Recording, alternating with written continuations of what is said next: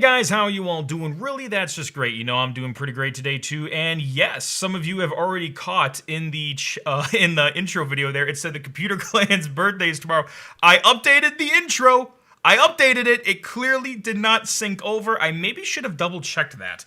But yes, I replaced that fun fact with other stuff. But no, just didn't want to work today. But then again, a lot of things did not want to work right before the show.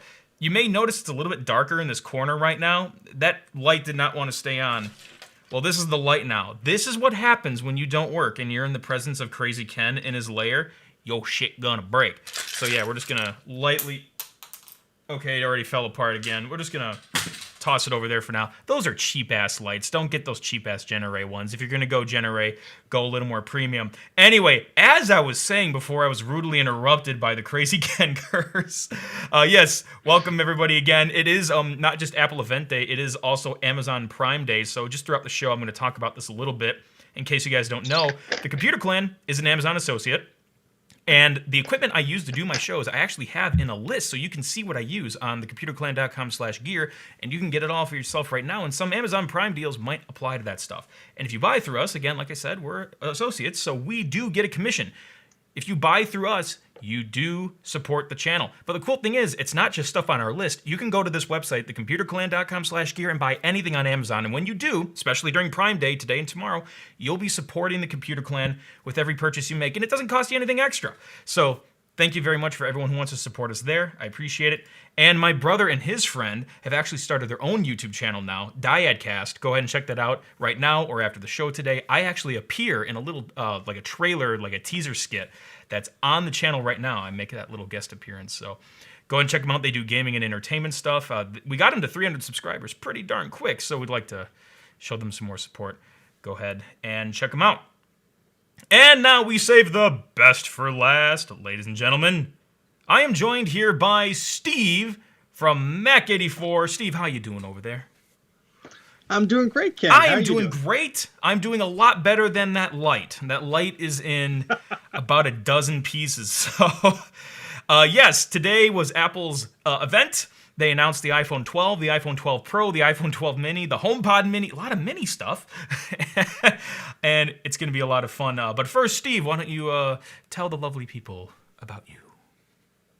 About me? Well, thank you, Ken. I appreciate it. So I'm Steve. I run a YouTube channel called Mac84, and I do a lot of video essays and documentaries about Apple stuff, mainly the vintage beige stuff, but going into some territory about iMacs and Power Macs and all that stuff. I really have a deep passion for this old stuff, and a lot of people think it's junk, and I've been, having the 6-color Apple blood through my veins forever now. So I do some crazy long live streams, which I think a few of you in the chat are probably still awake from a few nights ago.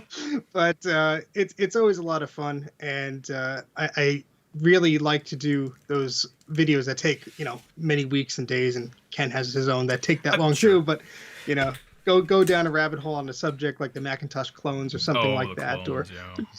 Yeah, it's still coming, I promise. But yeah, there's a lot of cool stuff in the pipelines. But if you're not a subscriber of the channel, you just want to hop on there. It's just Mac84. It's quite easy to remember. Just do a search. His Twitter and YouTube are in the description too, if you guys just want easy access to that. That's right. And we got a funny question. Actually, I think this is kind of amusing. He was asking if that's a GameCube in the background, but that's your soldering station. But it is quite colorful. Yeah. That's a soldering station, but I could fix a GameCube with it. That's true. You could. All right. So let's jump in here. I want to say there's a lot of stuff, but there really was only like one big thing. But we can break it down into a bunch of other small things too. So it looks like YouTube bugged out because it jumped from like 300 people watching down to 0, and I just saw the graph like nosedive into the ground. It was my curse. I was introducing myself. Absolutely. So that's why. So I'm just going to quickly scroll through the homepage here just to kind of briefly just kind of summarize what we're going to go over. And don't forget, since this is live, feel free to chat. We'll take your questions and comments from the live chat as we go here. If you have a question about anything, feel free to ask, and we'll do our best to answer. So we have the iPhone 12 Pro, the iPhone 12, all the new accessories with MagSafe. That's right, MagSafe is back, bitches. Oh man. And this little guy, the HomePod Mini, is actually quite adorable. And this is where we will be starting today. So Apple introduced the new HomePod Mini today, which is, well, very similar to the regular HomePod, but a lot smaller and doesn't pack as much of a punch. Oh, that's funny because it actually says it packs a punch right here. That was not me. I did not plan that. It's not going to be as beefy, I guess you could say, as the full size one, but it's tiny. It's only about like 3 inches big. It's got like 360 audio. It's got Siri built in. And hey, guess what? It's only $99. So you really can't go wrong for only 99 bucks, right? Yeah, it's not a bad price. Yeah. So one of the things that was a new feature that was surprising me, that surprised me, was that intercom thing. What did you think about that? Yeah, that's really cool. And actually, it might potentially be something I'll purchase because, my father doesn't have a landline phone anymore, and he's always misplacing his cell phone and always, doing the Find My iPhone type thing. And, VoIP internet plans is like, why pay for a plan like that if you're going to like get one phone call a month or something like that? So if you could have it set up like an intercom and you could just have this little Wi-Fi thing just sitting there and you could, remotely call it. I know other voice assistant boxes do that too, but to have one that's integrated and that could find his iPhone, I mean, that's really cool. So, I mean, there's a little asterisk next to it on their site that, there's more details coming. I'm very curious to see what OSs it supports, if it's just like a iOS 14 type thing or what, but hopefully most devices can communicate to it. It's just audio. So Right, and it'll work with pretty much any Apple device, but yeah, they were saying it even works like in CarPlay. Yeah. So like if you're not like in the house, like you could, transmit a message and it'll just, go to all the devices and stuff. It even shows the poor girl. She's like reading a book or something and it's like coming into her AirPods. It's like, whoa. Yeah. So let's just say, other devices aside, what you could use, let's say you have your house, you got your family of 4, you can have multiple HomePods everywhere. And, let's say, your mother's making dinner. She can say, dinner's ready. And it will go through all the speakers like you have an intercom system, like, probably everyone that ever went to a public school, here's an intercom. So, and I thought that was kind of funny because it's like they show people doing this demo in the Apple keynote. And I'm like, man, like, you just be a mom and a dad, just yell, dinner's ready. Yeah, exactly. Like you could just yell that shit. You don't need an intercom. Any parent has such a good set of lungs on them that they could just belt it out, and you don't need a HomePod for that. You'll hear it a block away. I mean, it was also funny because the house that they have, first off, the mock-up house that they have looks more beautiful than they do a good my job. House. So it's very envious of like, wow, that's a beautiful house. It doesn't have any walls, but movie magic. and they're just like using the HomePod, but it's like there are no walls. You could hear it. Yeah, I do like the way they always do their videos. I mean, this time we didn't see as much drone footage, but we saw like time lapse stuff, which I was watching this with somebody else, and we were like, yeah, they're showing nighttime time lapse stuff. We know where this is going. I know what they're going to show on the iPhone. Wink. Yeah, they have a lot of fun with their videos, and that Apple campus looks gorgeous. Like, wow, they want you to envy it. I do envy it in the footage that they show. So pretty. The funny thing is, the Final Cut Summit, one of the perks you got by going to it is you got a tour of the Ring building. But with all of these like video things they're doing now, we've seen like every room of the building. So now it's like, yeah, any room that they let you in. Yeah, that's. Yeah, the HomePod is pretty neat. It looks like about the size of a softball. Yeah, so 3 inches. You just don't want to whip it at someone though. Don't give me ideas, Steve.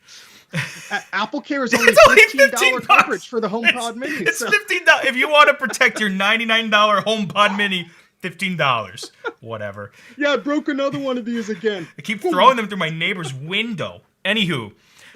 Dinner's ready. Right. Yeah, just tape it to the HomePod and throw it there. I might do that. Anyway, Parn23, and again, this is a chat, so feel free to ask any questions, guys. He says, they should have done an explanation as to why they didn't release the stuff in September like that. First of all, no. You don't want to explain why you didn't do something you normally would do. Come on. We don't want to do that. We don't want to talk about the negatives. We want to talk about the good thing. But I think everybody kind of already knows there's like this pandemic going around, and it's slowing a lot of stuff down. But seriously, yeah, the pandemic has caused a lot of production issues.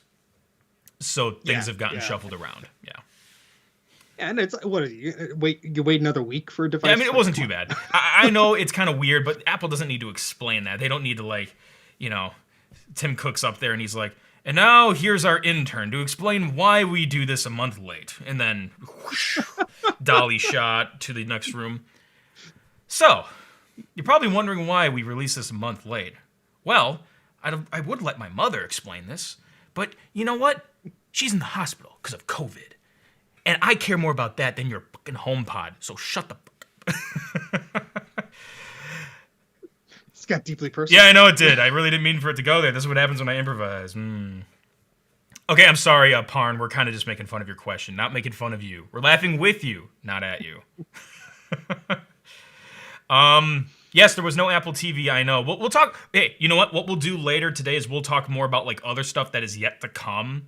Because there were like AirPod Studios, Apple TV. There was a lot of other predictions and stuff that got axed. Like in like 3 days before the event, the leaks got like flipped on their head. It's been a crazy year for Apple leaks. Yeah, I smell they're going to have another event. Yeah, I think they're just like you said with the time constraints and stuff like that. I think they're just spacing out, and it's like Apple makes their own press events, and it's a huge event. So it's like, why should they announce everything in September or October? They could spread it out. There's still enough time to ship stuff for the holidays. So, I totally agree. Apple Army in the chat. Yes, I'm like 95% sure we're going to see a November event this year. That's not normal. But this year, it hasn't been anything but normal. Yeah. So, yeah, we will be seeing a November event. Probably mostly based on their Apple Silicon Macs switching away from Intel. That's going to be like an historic thing. So, we'll take a look at that. So, also, this isn't just a speaker that plays music. You know, it's your like smart home hub. So, it has Siri built in, which I know they talk about privacy and all this stuff and how, hey, it doesn't listen to anything until you say, hey, Siri, and it doesn't associate your request with your Apple ID. It connects it to, like, a random identifier. And, like, I want to believe all that, but, like, I'll be having a conversation with somebody at my day job, not even typing in a computer. I'll just be talking about something, and then I'll go to a computer and see an ad for what I was just talking about, and that's freaky. And I don't want to put more things listening to me in my house, personally. But if everybody else wants to, you can do that. So they're available November 6th for only $99. They come in white and space gray. I don't know. I might get one just to test it out, but I just don't like listening devices. Do you have any other smart speaker type things? I actually don't. Yeah, I have one of the Amazon one and the Google one, and I actually don't really care for the Amazon one too much because it seems to like be like, oh yeah, dude, blah blah blah, and it maybe they updated it. I just had it unplugged for a while, to be honest. So I don't really have too much experience with it. The only reason I switched to the Google one is it worked better with my light switches, and yeah. That's the whole reason why. But now I have an Apple TV acting as a hub, so maybe I'll switch to that. Or I do like the Apple TV. I still have my old Apple TV. Hey, Action Retro's in the chat. Hey, what's up? He said, I do trust Apple over Google and Amazon with that listening stuff. Absolutely. You know what? If I had to choose between Google, Amazon, and Apple for like listening, yeah, I would trust Apple more than those any day. I just don't know if I want to, if I can avoid it. Well, I just feel sorry for the poor sap who's listening to all my conversations from Google, and it's just like right next to me, like I'm doing my live streams, and like this guy's talking about like Atari computers for 5 hours straight. Like, is he okay? Jeez. Oh my gosh. But yeah, I mean, they look cool. You know, they still got that meshy look. They come in the 2 colors. I always like the display on top with like the colorful LED screen thing. It looks nice. It does look nice, at least. Yeah, I wonder, is that just like, is that an actual LCD panel, or is it just LEDs that are swirling and making colors? I'm curious. I thought it was an actual display because, like, when I went to the Apple Park Visitor Center, like, I played with one, and like you hover your hand on it, and like the plus and minus buttons come on and stuff. I'm pretty sure it's a display. I could be wrong. That's cool. No, I really have no idea. I've never touched one, never played with one. And here's the other. I'm just. And curious. here's the other thing too. Like, I don't really live like in a giant place, so like I don't really need speakers. Like I'm in my editing suite / office, and like I got these giant Yamaha monitors there. They're about yay big. Like those are plenty loud.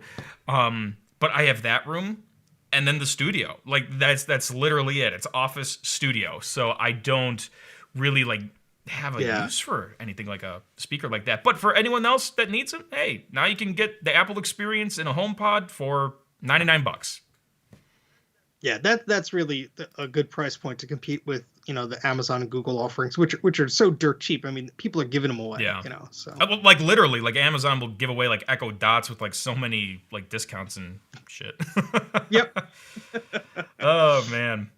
Okay, so that was kind of like the small thing, literally. The HomePod Mini. Apple kind of The they softball started size with thing. something kind of small, but now let's get into the juicier stuff. We're going to talk about the iPhone. And the iPhone got some significant updates today. We've been following the rumors and the leaks and everything like crazy. It's just cool that, hey, now it's finally out. And the big thing that they spent probably like 10 minutes talking about in the keynote before they even showed the phone was 5G networking.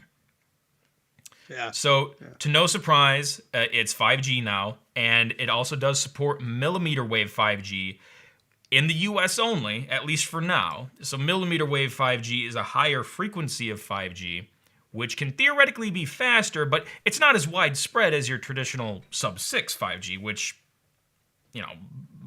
most people probably don't care. But that's how it is. So, 5G is the big thing, but I'm more psyched about. I don't know about you. I'm more psyched about the new design. Yeah, I actually really like the design. I mean, I could care less about 5G. I could get 1 bar of 4G on a good day. Oh So man. it doesn't really. And I'm in a metropolitan area too, so it's not like it's pretty silly. But yeah, I love the design. Yeah, I'm of it. kind of digging, and like when we covered the rumors and stuff like that, we knew it was gonna kind of look like this, but it's cool to finally see the colors and everything. But we knew it was gonna go back to more of that traditional like iPhone 5 kind of look. Yeah, it looks a lot like an iPhone 4-ish, kind of 5-ish. I didn't see much of the leaks, but I was sort of surprised when Oh they showed really? it off. But Hmm. yeah, I don't know. I don't like sort of the tapered round edges like the iPhone 8. It was just like very smooth and give me something better I could actually grip on. I'm not worried about dropping Yeah, the I darn was thing. never a But huge fan of the whole like rounded edge thing. Yeah, I could bust it out right now. So like, and I have the iPhone 12 dummy models here. I'll just kind of show them side by side for those who like more visual learning. So ooh, like, I fancy. still like the way the 11 Pro looks, but like you have these like rounded edges, and especially with the like regular aluminum ones, the stainless steel is easier to grip, but the regular aluminum ones I never like found easy to hold on to. But the iPhone 12 has square edges, just like in the old iPhone 4 and iPhone 5 days, except well now you have that edge to edge display. You didn't have that back then, but now you do. But yeah, it's square on the edges, and it's just, in my opinion, it looks better, and it's just a much easier grip. Yeah, yeah. I like the design a lot, and hopefully that's something they stick to. It's probably easier for them also to incorporate more stuff that they're packing into that frame without as much of a rounded edge to things. And that's actually a good point. I'm glad you brought that up because they don't do what was the 11 Pro 5.8-inch display, I think it was. So, that's something like that, a little bit bigger, I So, think. So yeah, 5.9, 5.8, something like so that. they got rid of that, and the replacement for it is now a 6.1. And initially, I was a little concerned because I was like, oh, I don't know if I want a bigger screen. But without those rounded edges poking out, it's actually like the same volume, even though the screen is slightly bigger. And Jay from House of Moth, thank you so much for the super chat. I appreciate it. I have two cameras going now, one for Steve and one for the audience, and I pointed to Steve, and the audience is up there, so I'm trying to get used to this new setup. Ah! Anyway, yes, thank you, House of Moth, Jay from House of Moth. So, yeah, I'm just trying to find like a good image of the phone here on Apple's website. I could go to their press site, too, maybe. I'm just trying to find. What more importantly, what color do you like best? So, I mean, we'll talk about the pros later because those finishes I like way more. But in terms of the non-pro colors, oh man, I was so focused on the pro. Let me see here. Well, let's just have a look. I need a refresher. So we have like that blue, like that green, the red, white. I like the That green green, a that lot. green looks I do nice. like I was looking at the iPad Air green Oh when yeah, that came yeah. out, and now I like this green. I'm like, ooh. I think I'm kind of leaning toward the blue just because it's kind of newer, and I have the blue Apple Watch now, so I think I might Ah, gravitate toward that. yeah. I just like the colors. It reminds me of the iMac, so that Oh makes me yeah, happy. collect all five. I mean, you know what? Do it. So because of that, because of that new design, it's actually 11% thinner. It's like 15% smaller. Even though the screen is bigger, the overall volume is actually a little bit less. So I'm excited to actually like try this out, get it in my hands. And there's that mini version. So here we go. We have the iPhone 12, iPhone 12 mini. One's a 6.1, one's a 5.4, but even better, no more liquid retina. They are both Super Retina XDR OLED displays. So you get like that 2 million to 1 contrast ratio, which I'll tell you what, ever since I started using my 11 Pro, having that super vivid display, it's hard to go back.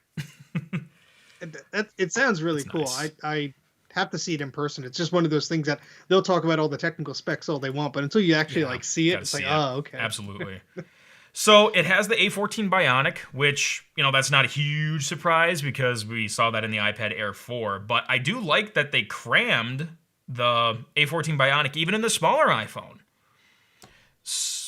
Yeah. I thought they were going to pull something where the specs were different, but as they said, the iPhone Mini and the iPhone, both of the iPhone, I can't even say it. It's like iPhone 12 Mini, then the iPhone 12. Both of those are identical except for the screen size. So, I mean, that's nice that they're not jipping you and getting a cheaper one, That was actually a huge surprise to me, too. I was like, wow, they're not like compromising anything in the smaller design. Like, everything's the same between the 12 and the 12 Mini, just screen size. Yep. These headphones make my head look big. I'm just looking at them because, like, here's me without them and here's me with them. I don't know. I just didn't like using the AirPods. I'm like, back to these now. We matched. So we covered 5G, we covered A14, we covered OLED, the new design. Well, what about I was just going to say that. Ceramic shield. So apparently there's this problem where people drop their phones and break the screens, even though literally in the entire history of all iPhones I've ever used, I've never cracked a screen in my life. So I don't know what you guys are doing to your phones. But Same. My iPhone 7, I was in Chicago. I was going into the Sears Tower. I dropped it. Like on that like pickup concourse, like all that rough concrete in front of the entrance. I dropped it face down onto the concrete, not a scratch. So I don't know what everybody else is doing to break their phones. You obviously have a case of some kind. No phone? case. Oh, I never have a case. Wow. I dropped this thing enough, and there's a cement floor in the basement that if I had this without a case, it would just break, instantly. Yeah. And I've never cracked a screen on my phone. I've scratched the screen a little bit, but I've never cracked it. But any hoozle, apparently a lot of people do break them. So Apple introduced a new feature called the ceramic shield. So it's this glass that's on the display that is theoretically 4 times more durable. So, as much as I would love to test that, I really can't afford to. So, I'm just going to leave it up to... Don't worry, there's tons of other people with disposable income that'll be doing it. I'm going to leave it up to Zach from Jerry Rig Everything to put that to the test. That'll be nice. I mean, it's good that they're touting that because, all these other phones were coming out with these very strong, glass on the display, and they were touting that as a feature. So I'm very happy that Apple is doing the same thing with their devices because it's a very popular phone, obviously, yeah. and they're probably tired of repairing the screens. And even if it got smashed to a degree, at least I'd be very curious to see if when it is cracked, what the difference is. Is it going to crack like a spider web like most LCDs do, or is there some? I'm sure someone's going to do it, and I don't want to be the person that does it. So yeah, and I'm amused by this. So on their website, they say 4 times better drop performance. I know what they mean, but it sounds. Is that drop? I was gonna say like 4 times better drop performance. Like that sounds almost like a negative thing. Like it drops 4 times more. Like or I don't know. Imagine you're the guy who's testing that. Hey, could you give me your iPhone over there? I gotta go down the hall. Yeah, and test just test the drop performance. I see what they mean though. So ceramic shield, that's pretty cool. So the camera, when I get my hands on this, I plan to do like a 12 versus 11 camera showdown because I like doing that stuff the best. That stuff performs on my channel. So I probably won't do a full-blown review, but I'll definitely do a camera comparison. That'd be cool. The camera stuff, they weren't like joking around. They got some good upgrades here, and just wait until we talk about the Pro. Just wait until we get there. So, Smart HDR 3. That's just an improvement of Smart HDR2, and what that does is a high dynamic range, make sure that the dark parts of a picture aren't crushed into the black, and that the bright parts of the picture aren't clipping into the whites. It makes sure they're kind of balanced, so nothing's blown out or crushed out, so you have nice balanced latitudes of exposure. And they updated that to version 3, so it should, in theory, perform better. I'd like to test that in person. But on top of that, and this is the dual camera system, by the way. This is not triple cameras, but we'll get to that in a sec. On top of that, they have some other upgrades. For example, the wide lens is faster, so you have a slightly larger aperture there, and you get about 27% more light in there. And if you have more light, that means you don't have to compensate as much with the higher ISO, which basically means, hey, less noise. You know that gritty, grainy looking stuff in your pictures? We call that noise, because that's noise in the digital signal. But if you have more light, less noise, so that'll be very nice. But one thing I was not expecting, I'm going to scroll down here on the website a little bit more, and then we can chat about this a bit. They put a lot of different examples on here in case you forget what pictures look like. I'm just kidding. I'm just kidding. There's a lot though. But I was expecting more during the keynote. No, that's fine. But more during the keynote of like, here's like a photo taken with like the previous generation of phone, and like here's the new. Like I kept expecting them to be like, oh well, here's the old like iPhone 10X whatever super duper phone model photos, and then here's the new one. Like I was expecting Leave some it to more me. give and take. That's see, we got to rely on people That'll like you, Ken, job. to do that stuff, because I'm gonna be looking at my iPhone 8 being going, the photos are okay, but I want to like see like a comparison. Yeah, so you know what like, you're what's the 10 to 11? What's the 11 to 12? And especially when it comes to the cameras on, we're not talking about it yet, but on the 12 Pro, how much of a better camera system are you getting for the money that you're paying? So since we are taking questions from the chat, let's pause for a second just to address a few questions here. SFC kind of already addressed it, but basically, Harsh said, what are your thoughts on the iPhone 12 mini battery life? And SFC said, I don't think they brought it up in the presentation. That is a good point. They didn't say a damn thing about battery life in this whole presentation. So... Yep. They also didn't say a damn thing about other things, which we'll get to later. That is true. Because I am curious, I'm just going to check this here. So it does say... I'm not sure what model this is for. Okay, so iPhone 12 mini is on the left, and that's on the right. You guys can't see this, but I can. But that's all that really matters right now. So it looks like... Actually, let me pull it up here. Put that up on Still Store Cambot. We have... On the iPhone 12, up to 17 hours of video playback, and on the iPhone 12 mini, 15 hours. So overall, if you compare these things side by side, the mini is a little bit less on battery, but it's freaking tiny. It's 5.4 inches, so... Yeah, the majority of these phones are batteries. You ever open one up or see one of the iFixit teardowns? It's like, 70% battery, 80% batteries in these things, so... So yeah, you get a little less battery, but I think that'll be okay. Back to the camera quick, though. 4K HDR. I mean, I wasn't quite expecting HDR, I guess. I don't really think about HDR too often, but what we were talking about earlier, that smart HDR, something very similar is happening with video now. So as you shoot, the exposures are going to try to be balanced more. So again, the dark parts stay dark, but not too dark where it's just a black splotch, and the bright parts stay bright, but not too bright where it's just a big white clipped, splotch of white. So... you're going to get that HDR ability while you're filming in video now. And on the Pro, they take that a little bit further, which we'll talk about in a bit. And this thing, which, to be honest, every time I think about... actually, hang on. I think that the regular 12 actually does do... Yeah, it does do 10-bit HDR. Yeah, they did. That's right, that. Because they're doing this Dolby picture, this... Dolby Vision, that's right. Yeah. I'm so out of touch with that, and I'll be honest. Every time I think about Dolby, I think about sound stuff, right? I think most of us do. I totally forgot they have Dolby Vision. I got excited about it, but then I realized that if I got one of these new phones that does that, I think the phone is going to be the only way I could play back that footage. I don't think my computer will be able to handle it. That's the thing. Systems are going to have to catch up there.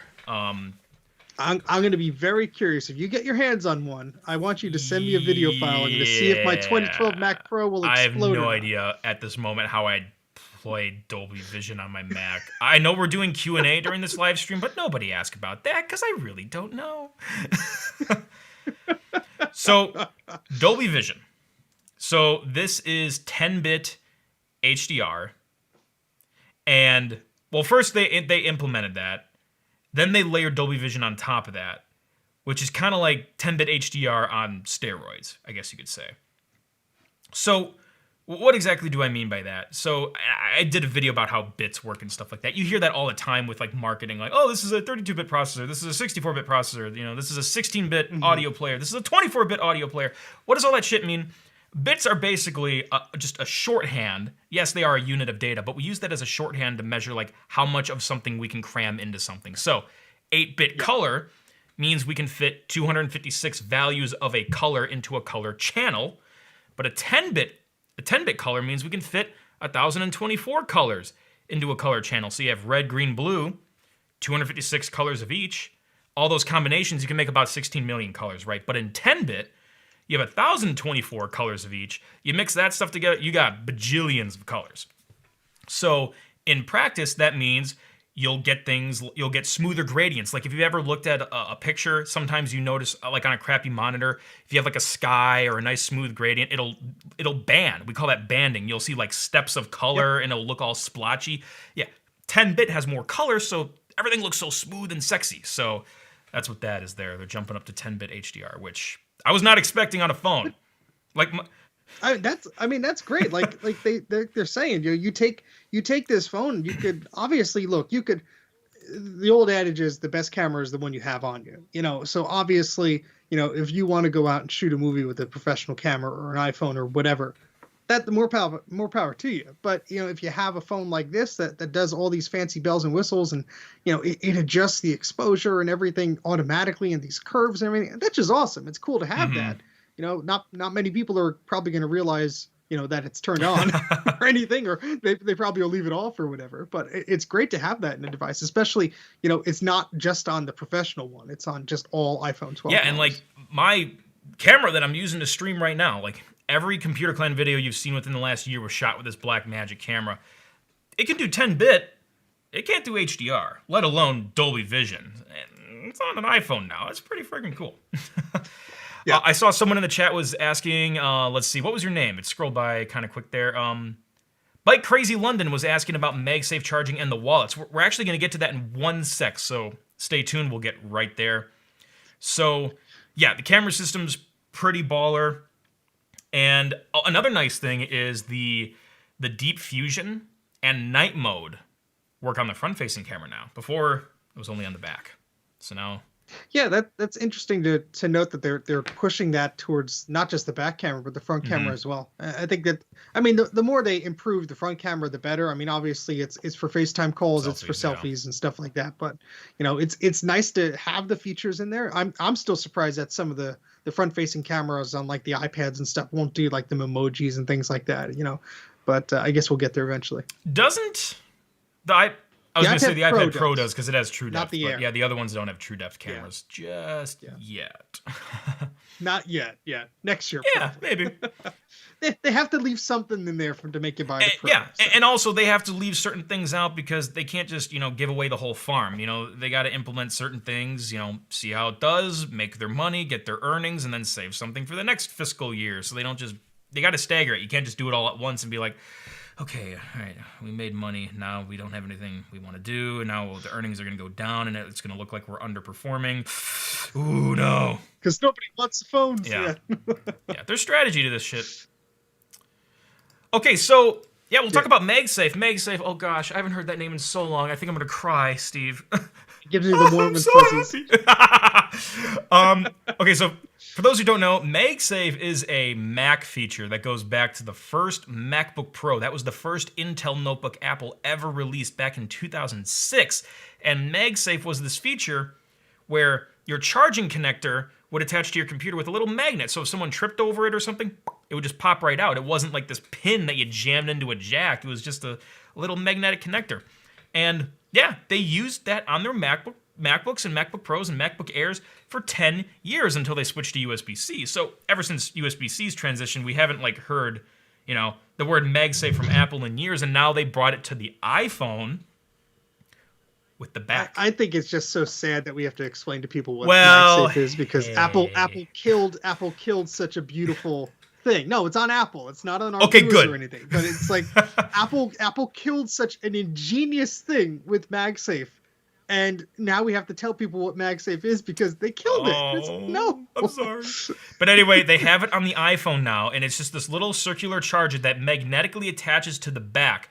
And that means it's going to line up and charge wirelessly perfectly every time, not to mention at double the wattage. Because the Qi charging capabilities on the iPhone, 7.5 watts.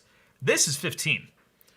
So, pretty nice. And don't forget, yes, there's the MagSafe magnetic charging, but it still will support regular Qi chargers. But the cool thing is with the magnet, though, it'll align. With a Qi charger, if you lay it on the mat, if you're in a rush and you lay it on the mat and it's not lined up right and you're out the door and you come back or whatever, oh no, it didn't charge the whole time.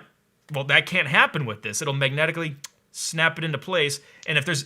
I can't tell you how many times I put my phone in the nightstand and I wake up and it's at like 11%. Yeah. I'm like, If there's anything Apple does really well, it's freaking magnets. Like, they've done magnet stuff so well, and the laptop latches, the remote sticking to the side of the iMac, to the smart case on the iPad. They know magnets. Apple knows magnets. Oh man. Yeah, I think that's really neat. I mean, you're also going to see, obviously, they have these cases that they introduced too, the cases are aligning. I think I was not expecting like this wallet attachment to go with the case. So you can magnetically attach the case, magnetically attach the wallet. It's shielded, so it's safe for credit cards as well. Apple just saw the dollar signs with the hell yeah. And they're like, yeah, let's of course, just do it. Yeah, absolutely. More colors. More everything. Yeah. But that's an ingenious idea. Obviously, you're going to get, those little pop clip things that you hold your phone with the two fingers on the, looks like a little doorknob type thing. That's going to be for these, but it's nice that they could stack too. So you could have the case on it and then you could have the charger on it too. Someone's going to build like a tower of power with like 50 accessories. Well, matched onto the magnet on that brings up a good point. Like, this is going to open up a new ecosystem of accessories. We're going to be seeing some more stuff like definitely. that. And someone was asking earlier about the wallet. And no, you can't charge if you have the wallet on, but you can just easily take it off. It just pops right off. Yeah, and I wonder how your credit card's magnetic strip will like the magnet adapter there. Yeah, is that gonna? I mean, when I go to a hotel, like they just warn you about phones in general.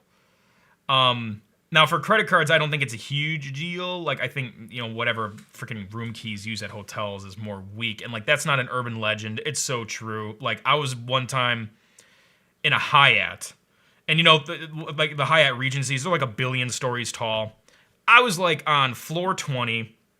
There's a line to get to the elevator because Comic-Con's in town. I get all the way up there. It's like a 15-minute journey to get to my room. My key was next to my phone, and it won't work anymore. So I got to go all the way back down to get a new key, and then all the way back up. Yeah, keep that shit separate. Now, this is shielded, so if it protects from like RFID crap, maybe it's also separated enough from the magnet where it doesn't harm keys and credit cards. I'm guessing it says it's shielded. I'm just going to take their word for it. Maybe I'll test it and then be really sad one day. I like Sean's question. Will it stick to a refrigerator? Probably not. Let me just put my phone here for a while. I'm going to make a sandwich. I want to watch The Walking Dead. Just stick it up. Oh, someone's gonna make it. Yeah, someone's gonna make an adapter for it. Of course. Patent pending. But yeah, you can mix and match the wallets and these cases. And I might have misheard this, but the person I was watching the keynote with said something about data. Did they say anything about data transfer over wire? No, I didn't. I don't remember hearing that. I think it's just inductive. That's what I thought too. But maybe in the future, like when they ditch Lightning, because it's coming like a freight train. Let's be honest, they're going to ditch Lightning. This is probably going to be the way you do data and... I wish they ditched Lightning already. I really wish they... I mean, they were so quiet about, the connector and everything. And it was like... it's still probably USB 2.0. Probably. Yay.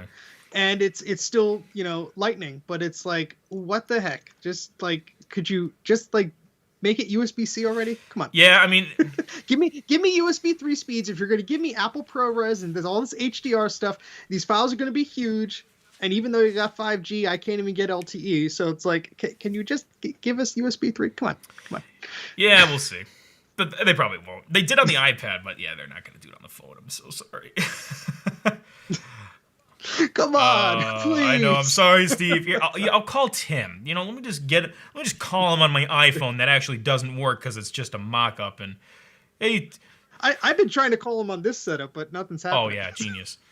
So one more thing I want to talk about with the iPhone 12, and then we'll take some more questions from the audience, and then transition to the iPhone 12 Pro, which personally I'm like 5 times more excited about. I want to talk about the packaging because I actually talked about this in my rumor episode I posted like a month and a half ago, and I got that one right. I'm happy about that. Thank you, other leakers that I sucker fished information from. Anyway, the box is incredibly thin now, which means you can fit a lot more boxes on shipments. That reduces carbon footprint, and also the box is smaller because they don't include the earpods and they don't include the power brick anymore because there's tons of that stuff already around. They don't need to include that stuff standard. You can get that stuff if you want, but they don't need to include it standard. So that prevents that extra e-waste from potentially ending up in the wrong place in the landfills, and it keeps the box smaller so you can fit more on shipments. So now this is where it's kind of like a dilemma for me, because I want to applaud Apple for their environmental efforts doing stuff like this. But at the same time, they do stuff like activation lock, and they're against right to repair. And it just makes me go, what? Yeah. There's I could go on for hours about this, but it's like, first off, the cable that's included, yeah, the cable that's included is USB-C to Lightning. So if you don't have a USB-C power brick, you have to go out and buy one, whether it's from Apple or a third-party manufacturer. Right. So not everybody has USB-C adapters. I'm a freaking dork, and I have so many electronics and gadgets. The only USB-C items I have are a Nintendo Switch, and I can't plug anything into that power cord. So I'm gonna have to buy a USB-C charger somewhere, and Apple sells one for $20. I could go find one somewhere else. That's fine. But it's like, at least, I could see the headphones. I totally understand the headphones. But from my understanding, the way cell phones have always been is you go to the store, you buy one thing, you got the charger, you got the phone, you have all the activation things, you're done. But now it's like, oh, do you have, the phone brick for it? And, maybe they could have gotten away here, and they would never do this because Apple is Apple, but maybe they would have said, hey, you buy the phone, there's a $10 voucher off the charging brick or whatever. You could choose your own or whatnot. But I think it's just a little too early. If it was regular USB-A, I wouldn't have much of a problem with it. But it's like, I know a lot of people just have no idea what USB-C is still. I mean, we're techie geeks. That's what we live and breathe. But somebody's going to look at, a cable and go, what doesn't fit. Possibly, yeah. Because I'll be honest, the only USB-C / Thunderbolt 3 ports I have are on my iMac, on my RAID, which connects to the iMac, and my iPhone 11 Pro charging block. I don't have anything else that is USB-C, but I also, I just have a dock anyway that's Lightning, so like I'm just gonna put my phone on there. But I can understand still, yeah, the switch to USB-C for that can make it a little tricky. Yeah, I mean, especially I have the freaking USB to Lightning adapters, and I have like the Lightning to micro USB adapters. It's like, how many more dongles? Conversion technology, man. That's what powers the Krazy Ken experience. Any hoozle, yes, we'll take some more questions from the chat. And Snowzy, I absolutely want to answer your question because that is actually on my notes right here. Yeah, we should probably talk about the release dates and the price and whatnot. That's kind of useful. So the iPhone 12 will be available for pre-order on October 16th, 3 days from now, and the 12 mini will be available November. Okay, I need a nap. Is that a new month? Nap. That's November 6th for the mini. And the prices, you have the 12 starting at $699 USD.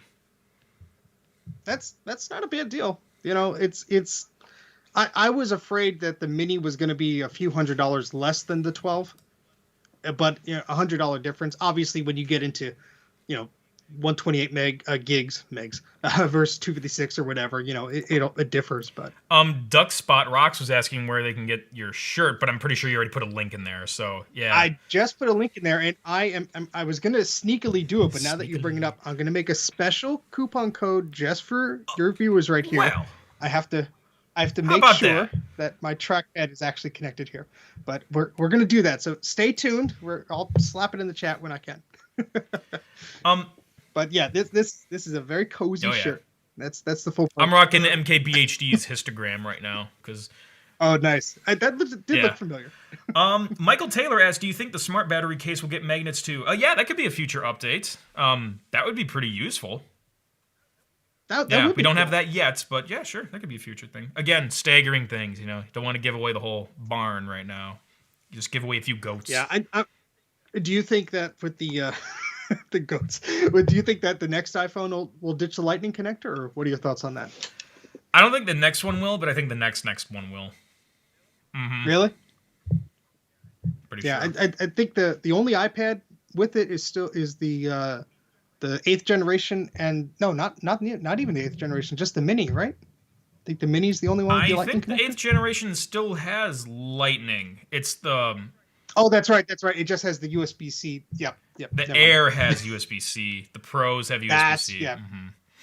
So half an. I was thinking like maybe they would do it with the iPhone Pro first. They'd have USB-C, and that would be like the selling point. Yeah. Yeah, I guess they just didn't though. Yeah, I mean, I could see them doing that though as like a tiptoe, tipping your toe in the water. Stick your toe in the water. You know, just see how USB-C feels. Yeah, do it. It's fine. Come on. Buy another cable from somewhere else. Hey, Fat Tony, this guy's got a load of lightning cables over here. We gotta ditch these in the river. The value's going down. Yeah. Come on. Alif Muhammad, hey, by the way, thanks for being a member. I appreciate it. Said, do you want to consider switching to iPhone 12 or stay with 11? Okay, I've been pondering this and meditating on this like all day. I like my 11 Pro. If I wasn't a YouTube guy, I'd probably just stick with this. But because I am a YouTube guy, there's two big reasons why I'd like to upgrade. One, so I can do an episode about it. I would love to do maybe an initial unboxing and first impressions, but definitely a camera comparison. And two, because I do a lot of video stuff all the time, I love having a good camera system I can just bust out quick and capture something in the moment if I need to. Yeah, the Pro, we're going to talk about this soon, the camera improvements there, totally awesome. So what I'm thinking is I'm going to get the 12 Pro, do my camera comparison between, you know, that and this, and then just sell this or trade it in or whatever. And you have the what do you have now? I have the 11 Pro, yeah. And you like it overall? It's awesome. Yeah, best phone I've ever used. Anything's better than my I'm iPhone sorry. 8. Hey, Colin S., thanks for joining the Computer Clan Insider. I do appreciate that very much. So, yes, I do love the 11 Pro, and just because I do a lot of video stuff and YouTube stuff, I'd like to get the 12 Pro. But if it weren't for me in that career space, I would stick with my 11 Pro. It's totally chill. I'm just sad. Maybe I'll find a way to sell it, but the trade-in value is like, I think Apple said it's like $450, and it's like, wow, I spent like $1,100 on this thing only a year ago. It depreciates so fast. It's crazy. It's $450. It's like, okay, whatever. I spent almost that much on these dummy models of the iPhone 12, for crying out loud. Really? I mean, they were like $70 a piece, so like $210 for all of them plus shipping. But you know, anyway. Well, I did go and sneakily make a promo code there. So if you, I'm going to put in the in the chat there. Oh, my keyboard is suddenly disconnected. How about that? There we go. Wireless. So there's a promo code there. It's Sane Steve for $6 off a t-shirt. Oh, that's there, like that's your Crazy Ken pseudonym. That's my lore. We're starting it here. Sane Steve, all one word, and that'll be $6 nice. off. Well, there that's generous. So we got Crazy Ken and Sane Steve. Look at that. I do like that. It'd be like a Dr. Jekyll, Mr. Hyde thing where all of a sudden, lightning strikes and I go insane. TechNote said maybe Apple will include an A to C adapter in the box. They won't. I know the Google Pixel, the 4A had one of those when I opened it up. That was nice, but Apple will not do that. And see, that's a compromise. Like if you want to say you're reducing waste or something like that, and that little dongle thing is much smaller than a power brick. But true. Yeah. But yeah, we know Apple likes to kind of make you buy kill the past, burn it quick, move forward. I mean, somebody's got to do it because the industry is going to follow suit. Like in 2 years, you're going to see everybody ditching the bricks and everything. It's going to happen. And yeah, and I think really the only thing that they're doing with Lightning right now is they're just trying to cling on to that because they get a few cents. It's a licensing thing. They get a few cents every time a manufacturer makes a Lightning connector thing. So super quick, Steve. I can't get your link to work, and someone else said your link doesn't work either. Oh, so. There it goes. Yeah, it's an internal thing. I have to type the word store in front of it. Oopsie. Hey, Bite Krazy London actually just became a member of the channel too. Thank you very much. I do appreciate that. Hey, while we're talking about that quick before we transition to the iPhone 12 Pro, I just want to remind everyone, we also do have a Patreon, which actually lets us offer a lot more perks than Computer Clan membership. Now, on the YouTube channel. So, hey, if you just want to use the join button on the YouTube channel, that's great. It's super convenient. But if you want to throw a little more support our way and get a lot more perks, feel free to go to patreon.com/crazyken and pledge there. There's a lot of cool stuff you can get there. Early access to episodes. They're ad-free. You can get your name in the credits, behind-the-scenes access, VIP Discord access, and another cool thing is when we give you the early access to these videos, to our episodes, they're like direct download links in 4K. They are like super high quality, way higher quality than you can get on YouTube. So, and you can download them and just keep them for yourself. So, it's pretty cool that you get those nice high quality copies of our episodes as well. Yeah, just another perk of being on our Patreon or the YouTube channel membership. And I fixed the link. Awesome. Put it in the chat again. Sorry, guys. Thank you for taking care of that. All right, so we'll still take more questions as we keep going here, but let's transition now to the iPhone 12 Pro. Oh yes, I'm pretty stoked about this. It's basically the iPhone 12 cranked to 11. These go to 11. So, but it's a 12. Oh crap! Dang it! These go to 12. just draw another. Just put another number on there. So let's go ahead and dive into the iPhone 12 Pro. Hello, 5G. Stainless steel, similar design to the regular 12, but it's not aluminum, it's stainless steel.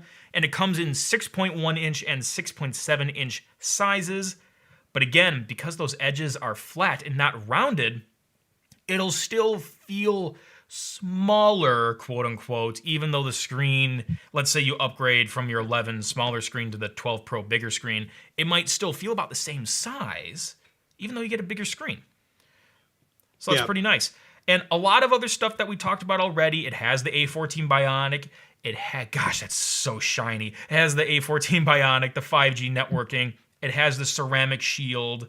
It's also IP68, which I think they said, what do they say, 6 meters for 30 minutes underwater it's rated for. So that's pretty freaking crazy. Wow. So if you're really rich and have a really deep swimming pool, you're good to go.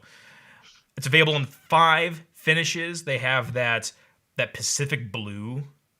That looks really cool. I'd probably get the Pacific blue. It's bad to watch. Apple's doing a lot with blue lately, so I really dig it. I just like that they're giving you a lot of colors. It was getting kind of boring with just the black and then white. Yeah, they've been really shaking that up now. We're kind of blasting into the past a bunch, with MagSafe, a design that reminds me of the iPhone 5. We got more colors again, just like with like iPods and like the iPhone 5C and all that. iPhone 5C, what was that? That was like I love the colors are colors. cool.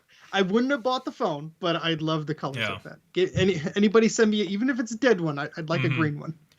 So another thing that I also talked about on my rumor episodes, and this came true for the Pro, you now have a LiDAR sensor in addition to your triple camera system. So what LiDAR does is it projects a bunch of like beams out into your room, and it scans them all really, really quick. So basically, that lets you map out a room at lightning speed, which gives you super realistic real-time augmented reality experiences. And developers can do a crap ton of stuff with that. What are they gonna do? I don't really know a ton yet. I've seen some examples, but nothing that makes me go like, yeah, I'm gonna use LiDAR. But yeah, didn't they mention in the keynote that it's also used for low light imagery? Right. You know, to sort of detect where the focus. So that is are. one nice part. And again, this is actually a good transition here. The software is what's going to make LiDAR so magical, and we'll see more good LiDAR use cases as we go. But yes, that's a great example. LiDAR, since it can see in super low light, helps the autofocus for the camera work much faster because it can see in the dark. It's like a cat. So that's a good use for LiDAR. Yeah, I could also see, accessibility things also. If you have someone who's visually impaired or maybe they're blind, Good. It's not, super accurate, but maybe you could detect, hey, there's, traffic in this, place where you're walking, or, maybe dude, there's a piece of furniture in front I of you didn't or even something. think about that. I mean, that could be... Yeah. Yeah.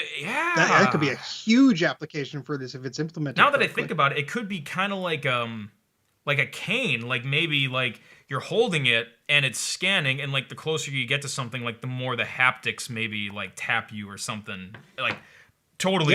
Yeah, or you have an spitballing. ear pod in you, and all this AR and VR stuff, that these phones have insane processors on them. No That slouch. it could be augmenting things. You got fast 5G networks or LTE networks wherever you are, and it's like there's that thing going around where someone asks for help, and this could sort of be like that, but it's just doing the processing on the end of it. But it's also the first time it's on a phone. So obviously it was on the iPad before, but who's going to be walking around with a $1,000 iPad? Right, yeah, exactly. like This is coming right from the iPad, but you're right.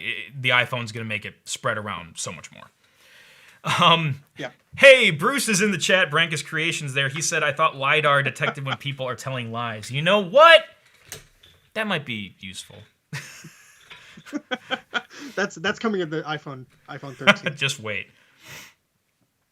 So, there's some other nice changes here. And again, I talked about the two screen sizes. One's the Pro, one's the Pro Max. And let's just break down the camera stuff here. So it's a triple camera system plus LiDAR. So on the 12 and the 12 Pro Max, you get that ultra-wide lens. That's equivalent to 13 millimeter focal length. That's a super wide picture. That's 120 degrees field of view. An f2.4 aperture, 5-element lens. Lens correction, I have no idea what the hell that means. So they have this sensor instead of moving the camera. No, that's different. That's different. That's called sensor shift, and we will talk about that. Oh, well, then I equally have I don't know what lens correction is. Do you like take it to they correct it before they send maybe it that, or do you like bring it to like the eyeglasses shop and they put a tiny screwdriver in there to make sure it's calibrated? I'm making that up. I actually don't even know what that is, but don't scratch your phone. So now on the wide lens, again, we have 3 lenses here. So we have 26 millimeter, and on the 12 Pro, we have 1.4 micron pixels. Here's where things get a little more magic. On the 12 Pro Max, we have a bigger sensor, so we have 1.7 micron pixels. So a bigger sensor means we can get a lot more light in there. And the 12 Pro has your traditional optic image stabilization where the lenses actually move to try to stabilize the picture. But the 12 Pro Max has sensor shift optical image stabilization. So the sensor moves to help stabilize the picture, and you can get really smooth results here. And I don't know, man, I might be tempted to get the 12 Pro Max just to frickin'... I think that's the way you got to go. I mean, go big. But yeah, the problem is my hands are only so big, and this thing's gonna be so huge, and like I can't use that. That's the only. I wish they did. Incorporate. Look, you're buying a Pro model.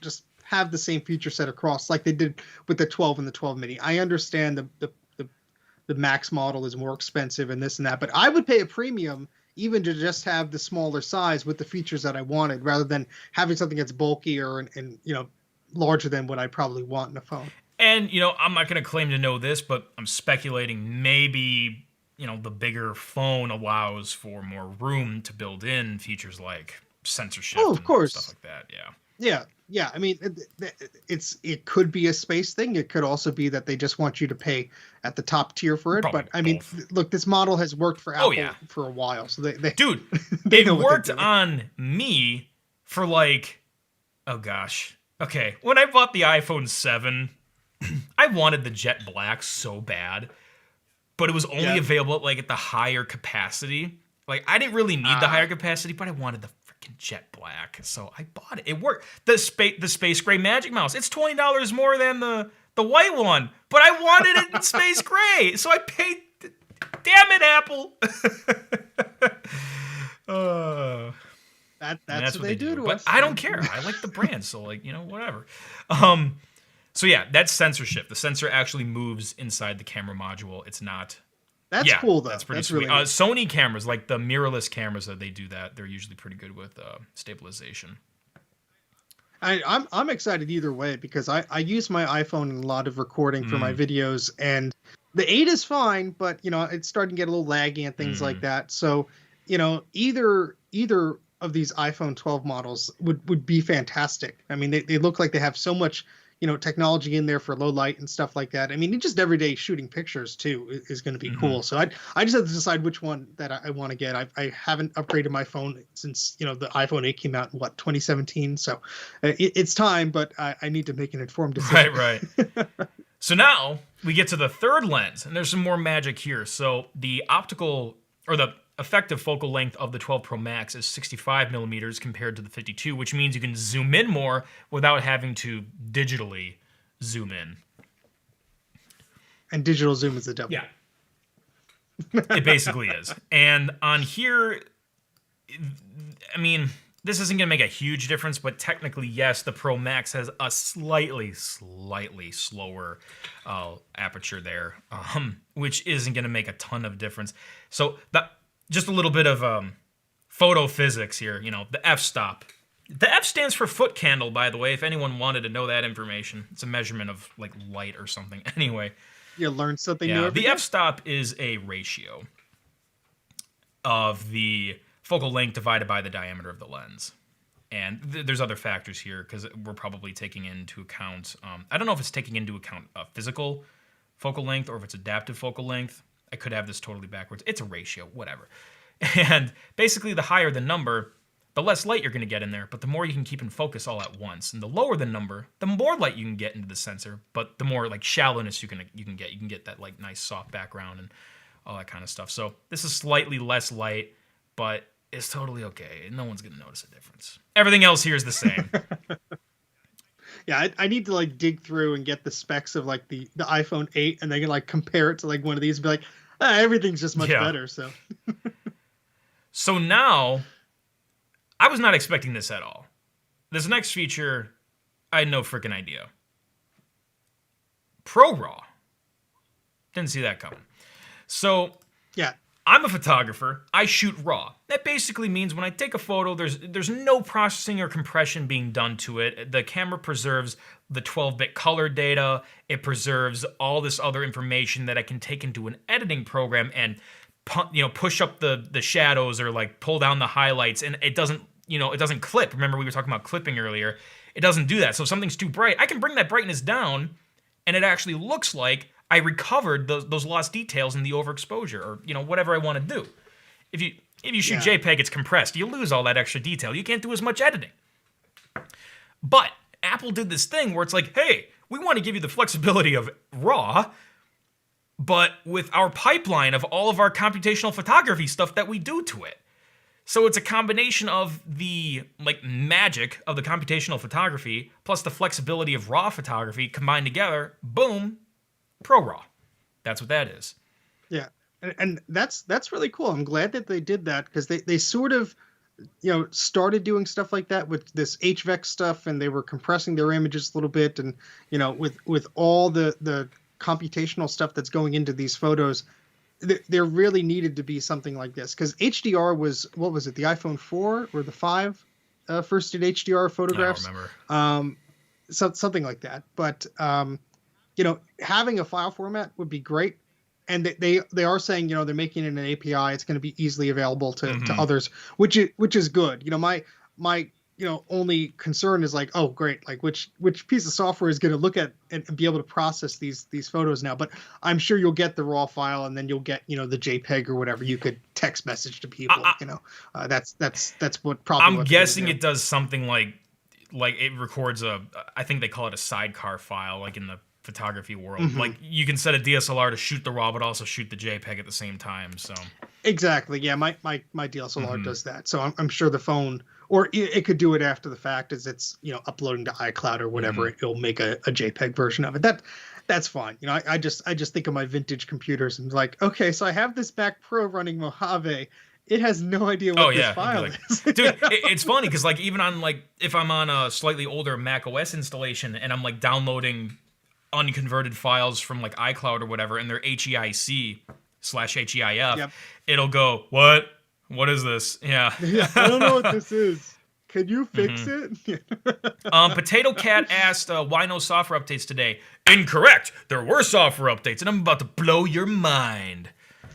Did they pull iOS 14. Did they pull it? They pulled it. Yeah, it was on Mac Rumors that they pulled the update. Crap. It was released, but they just pulled okay. it So hang on. This was 14.1 we're talking about, right? Was that a bit? Yeah, was that a beta, or I'm scrolling through it now? But yeah, it was. They released Golden Master to developers, and then article has been updated to clarify that iOS are available to developers in a beta capacity. So yeah. Okay. Yeah. But I saw that there was an article that it was, I guess, accidentally released. Okay, so let me see if I got this straight. They released 4.1 Gold Master to developers, but it accidentally got released to the public?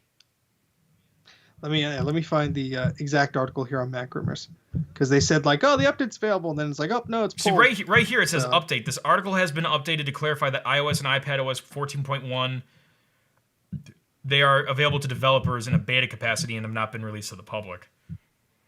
Yeah, let me see. I'm going on the second page here because I did see that, because there was a release of 4.2 to developers.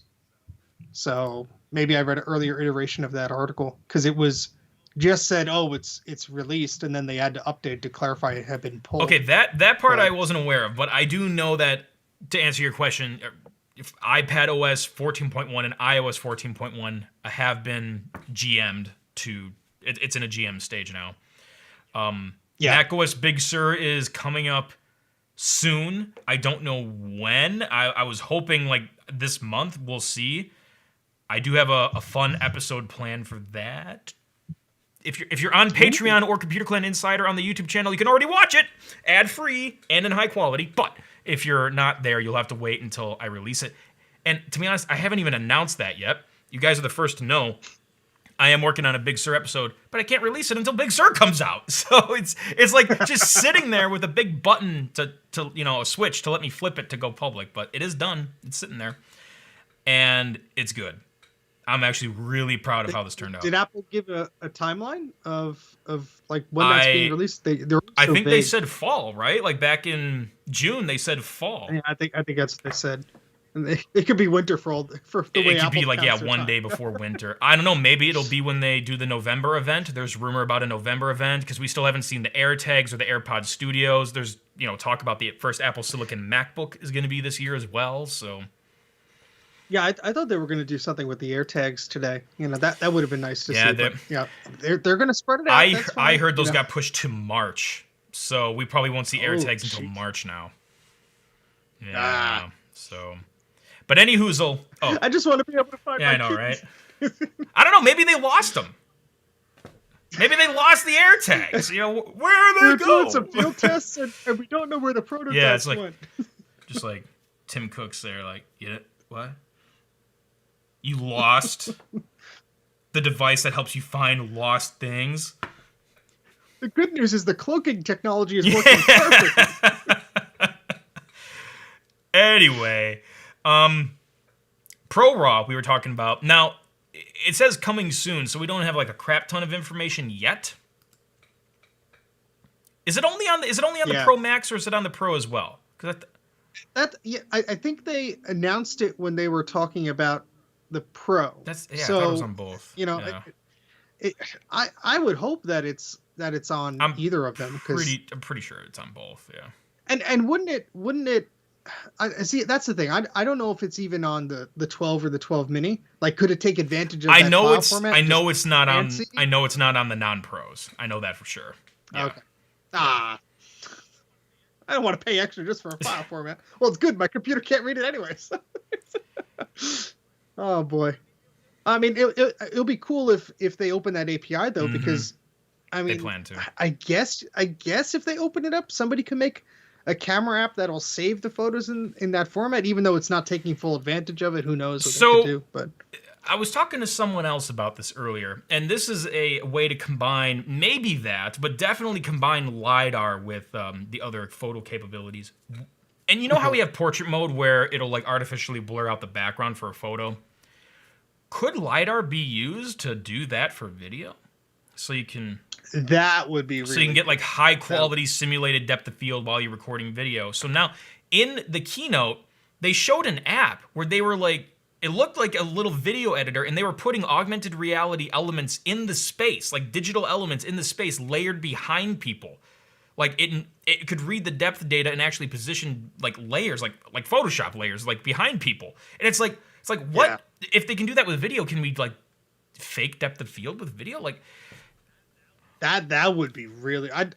I'm very curious to know like what the limits of like developer software can push right, this stuff. so the combination of ProRAW, the new triple camera system, LiDAR, like you can get a bunch of stuff. Now I'm gonna pull up the shot that I was talking about from the keynote. I want to see if anyone can identify what this app is because I couldn't recognize it. And I landed right on it. Wow, that was.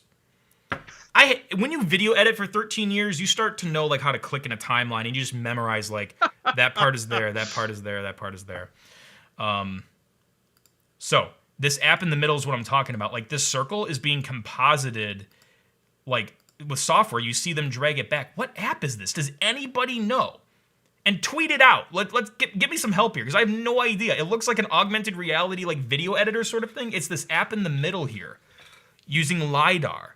What the shit is this app? Does anybody know? Hey, Sonic Style, thanks for liking the channel. I appreciate it. But yeah, if anyone could figure that out, that'd be great. Edric Cantu said he's unsubbing. Oh no.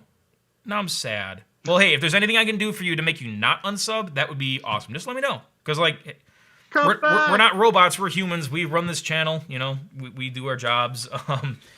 We hate to see people go. So if there's anything I can do, just let me know. Hey! You get a free sub if you come back. Sonny Dixon, what's up? Oh, he said it should be on the Apple Press area. Oh, it actually could be. I didn't really think about that. Let me see. Like the newsroom site. I usually go to the newsroom site for. I always forget about that. Well, the lovely thumbnail. Actually, I'll show it right now. The thumbnail of today's stream. That image is from the newsroom. Very sexy image, by the way. Had some fun photoshopping that into the thumbnail. If you're just tuning in, welcome. We're just talking about the Apple event today. We're breaking down the news, and if you have any questions or comments, feel free to let us know in the chat. We'll answer that stuff live. And right now, we're just talking about some iPhone 12 Pro stuff. Specifically, I want to figure out what the heck this app in the middle here is. I'm polling on the audience to see if we can figure this shit out. Mainly because I promised someone else I could figure it out. I'm seeing in the chat, no fingerprint reader. Yeah, yeah. I mean, that's cool on the iPad Air. Although, you know, on a small phone like that, they probably just want you to use the Face ID. I would have liked to have the button, obviously. I like options, totally would, especially in the era of masks. But that's just how it is right now. Oh, definitely. Yeah, I'm surprised that.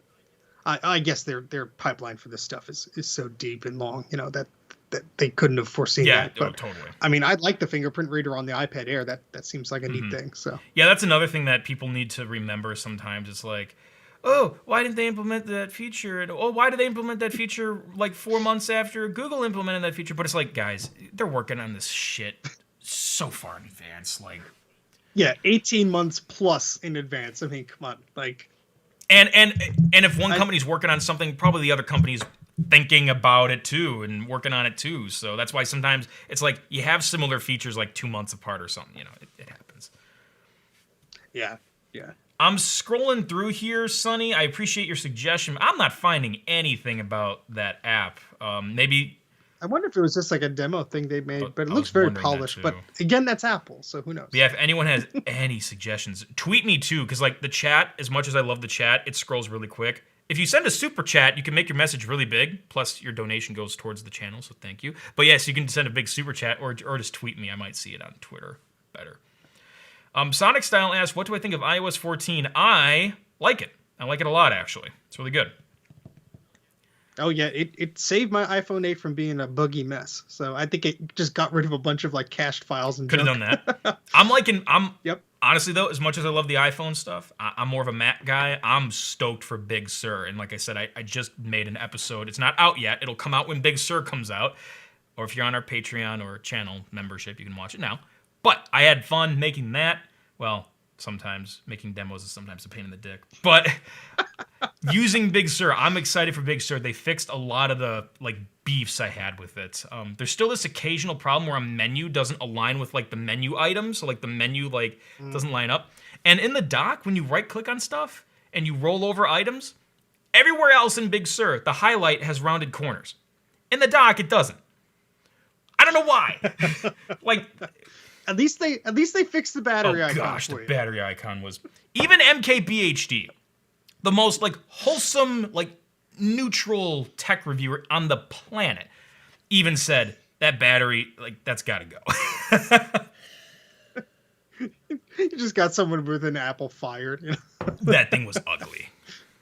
Take your design degree and Yeah, get that out thing of was here. terrible. But it was a beta, so whatever. I made an episode about it, complained, got views, whatever. Constructive We got criticism. and the app is called KinMaster or Kine KinMaster. Master. Is it pronounced Kine, like Cine? Oh, Google I'm it. app storing this right now, and let's see who. A couple people said that. I think Ultimate Tech. I see his thing. It's a mobile video editor app. I'm looking this up right now. Search App Store.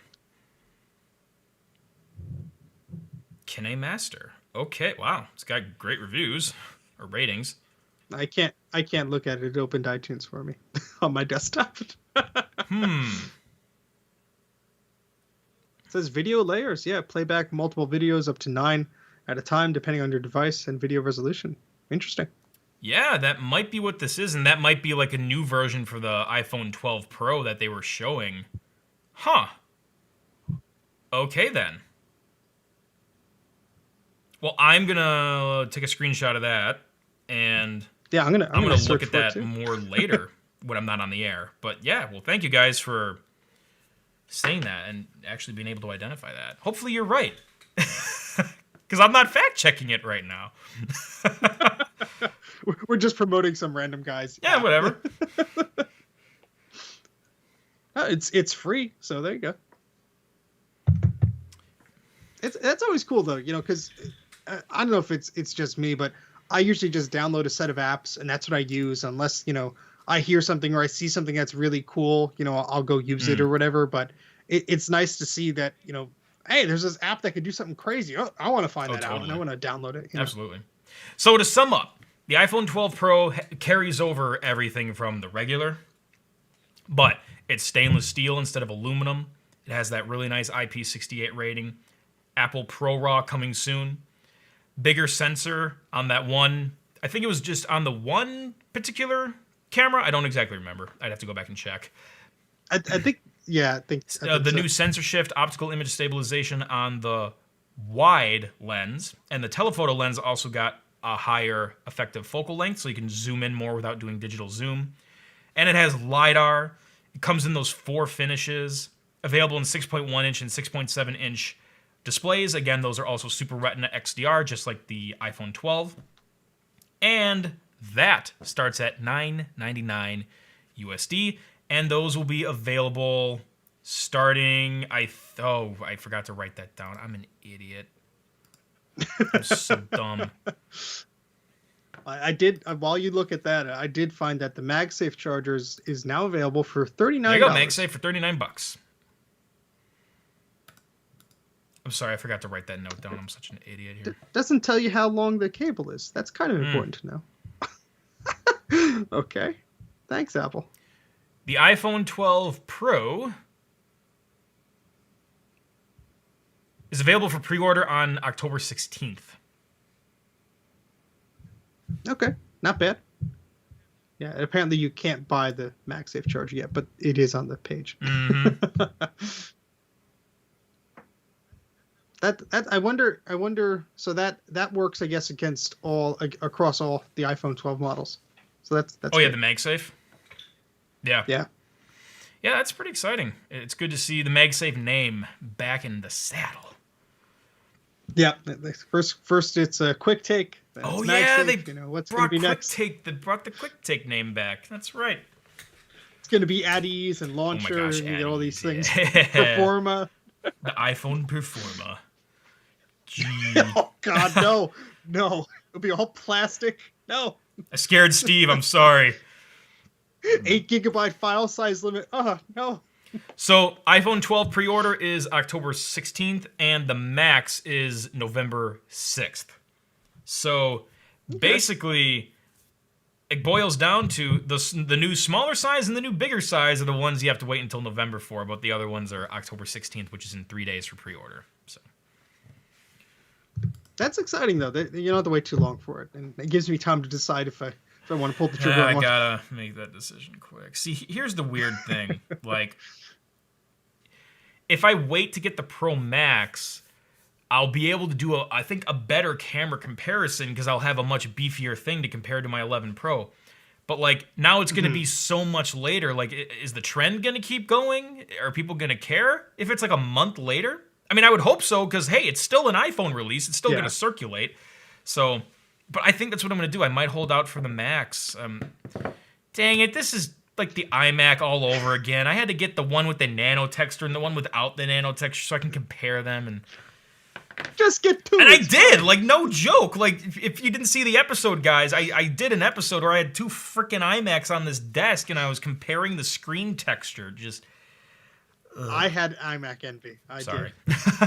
But yeah, spoiler alert, I did not stick with the nano texture. The nano texture has way less glare than the glossy display, but text is a little soft, and I wasn't a fan of that. I like the crispness of the gloss, so I stuck with that. I'm using it right now. It's in front of me. I have a giant 27-inch screen here that I see everything on, and this thing kicks butt. Yeah, it what was it using? Like 7% yeah, CPU? OBS is using like 7.5%. Yeah, and it's pretty nice. It's 10 cores. You know, it's 10 cores. It's pretty baller. It's stream like 12 things at once, and the iMac would be like, yawn. Oh man.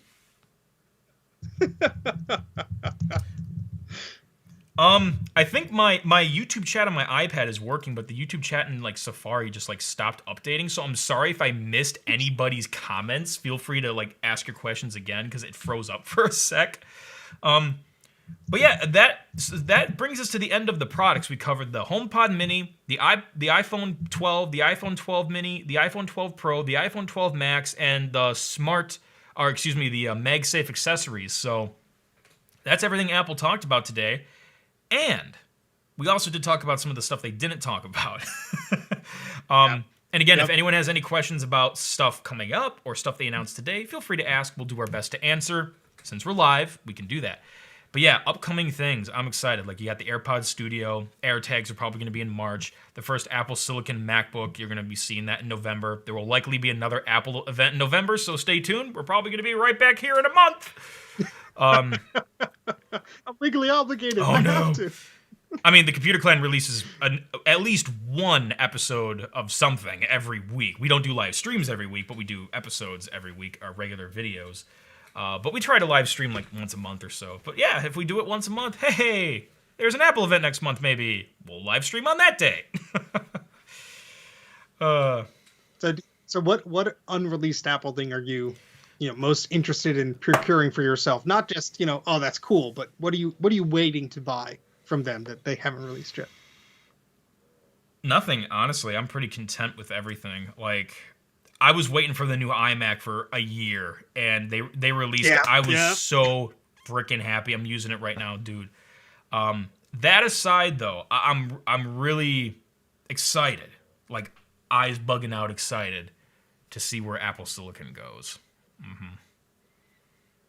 Yeah, that's gonna be cool. I'm personally waiting for a new Apple TV. Oh, they're always slow with those. That's right.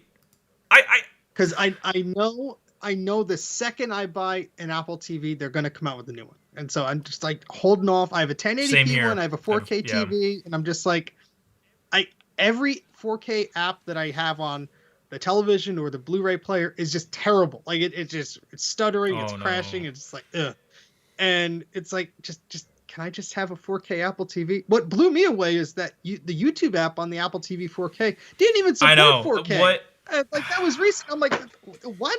I don't know what that. How does I that don't know what work? the hell is wrong with Apple and 4K YouTube, but it's been taking them forever to implement it. Like, we're starting to get it more. Big Sur potentially should have Safari VP9 YouTube 4K support, but like, Yeah, that's. I mean, I'm sorry if the YouTube app integrated into my TV can do it. Yes, it does it kind of poorly, but if that could do it, I mean, I come on. know Apple fell behind with that for some stupid reason, but yeah, that's right. Because That's a bit in silly. my like final rumors episode I released like a week ago, I was thinking, hey, maybe we'll see a new Apple TV with a like an A13 in it for like faster gaming and stuff. But no, we actually didn't get that today. But maybe at the November event, maybe at the March event, they'll probably do a March event in 2021. So yeah, Yeah, besides a phone, that's probably the only thing that I'd really like to buy interesting. because it just make it happen, Apple. Come on. But yeah, It doesn't have to be too fancy. I just put a different color on it. Then at least I different know when I color. Oh buy my it, it's not gosh. going to be outdated the next week. Oh look, I That's just pretty got much it. a mouse battery low warning. That's Uh-oh. perfect. I feel like that happened last time I was on about to go live or something. I don't remember. Is that the one where you have to charge it upside Yeah, down? not the smartest idea. Well, it can't go dead. I'm live, so it better keep working. Got a USB mouse? I don't. Not one that will reach. Uh-oh. Uh-oh. Come on, you don't have a puck? My USB ports are like way over there. Like a 20-foot extension cord. It's not drawing the right amperage. The Yeah. cursor isn't moving. Ouch. Snozy was saying, wait, is this the end of the stream now? Sad face. No, I never said that. I never said we're at worst. We're still here. There's like 360 people here. We ain't going nowhere. Keep the questions Yeah, coming. if you got more stuff Come you on. want to talk about, we'll answer your questions or just talk about whatever. But yeah, so there's a lot of upcoming Apple stuff. I'm not really excited to buy any in particular. Actually, the iPad Air 4, if that counts. I know it was already announced, but I have an old iPad. I have an Air Definitely. 2. Yeah. So I have an iPad Mini Okay, then. too. Come on. I'm pretty excited to replace that frickin' thing. I mean, it's okay, but like it's kind of slow with newer apps, and the speakers are just like really quiet. And it would just be nice to have something that's louder and faster, and also a slightly bigger screen because you get that like new semi edge to edge kind of thing. Yeah, I was playing around with the iPad 8th generation we got for family member, and that is Yeah, that thing's fast. speedy. Like, oh my A14. goodness! Like I'm not really up on the iPad stuff because I don't have a new one. Maybe I play with one at a store or whatever. But like, I was switching apps. It's like phew, phew, phew. Like, oh my god! Like I can't even imagine. Like, wow, that's pretty zippy. So yeah, I'm looking forward to the Air. They still didn't announce when that's coming out. They still said October. So got a few. There were weeks, I some guess, rumors that it's but- gonna be available for pre-order, or actually order on the 16th when the Yeah. iPhone 12 goes on pre-order. Yeah, and there was apparently a rumor also that they were shipping the iPads to like the Apple stores to help as like a distribution method or something like that. So, Yeah.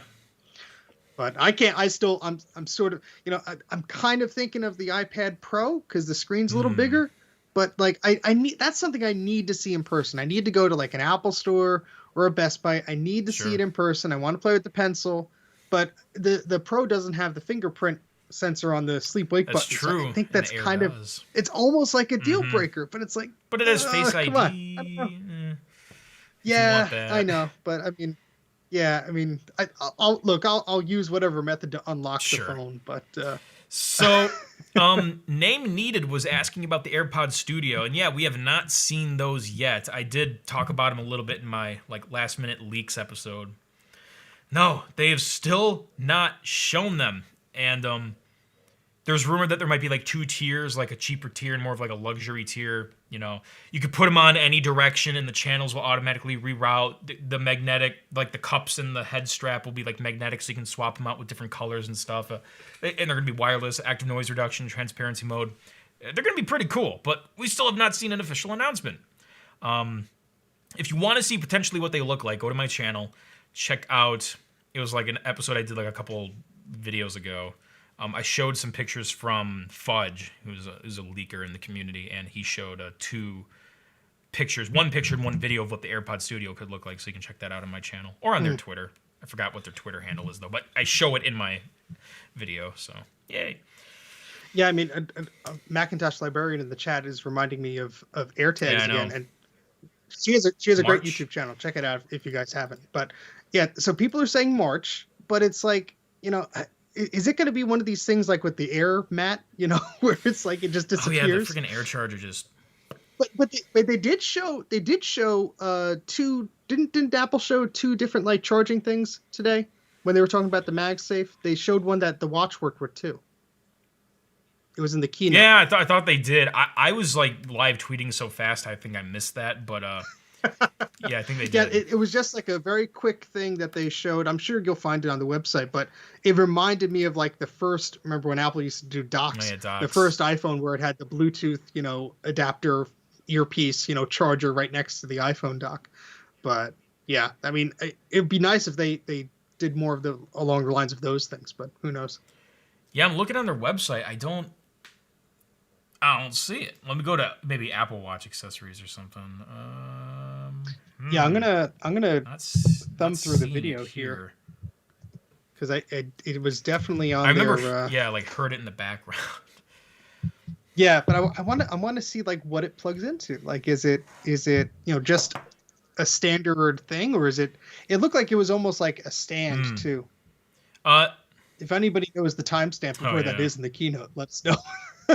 We're not hunted for it for like an hour. Nicolay, you asked, any rumors regarding Apple Glass? You know, I haven't heard anything about Glass in a while. That's probably still way more down the road, but yeah, I sometimes even forget that's like not even on my radar. I don't. Yeah, that's sort of. It's gonna be a while. Getting there. The more they perfect with AR and LiDAR and like app clips, you know, you're gonna see that's gonna be fundamental stuff in Glass, but that's a little more down the road. Maybe 2022. Yeah. I don't know yet. I'm skimming through the video. I'll let you know if I find it. We're skimming. Just E-Man said, "Do you think the iPhone 12 Pro is worth it compared to the regular?" Personally, yes, I would get the Pro. But I like the camera stuff. I'm thinking even the Pro Max, you know. And here it is. I like stainless steel. All right, Ken, if you want to navigate to the 33-minute 08 second 3308. All right, 1 moment. They show a very interesting looking charger there. And it has the Apple Watch there. All right, almost there. 33. Wait, did you say 3308? Yep, 3308. I'm sorry. That's remaining time. 3750. Okay. My bad. 37. Looking at the wrong numbers. 37.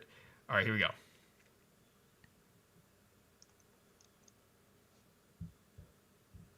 There's the wallet thing. Yeah, it's like right around that. Sorry, the giant play button's in the way, people. There's the cases we were talking about. Yeah, okay. That's what I thought I saw.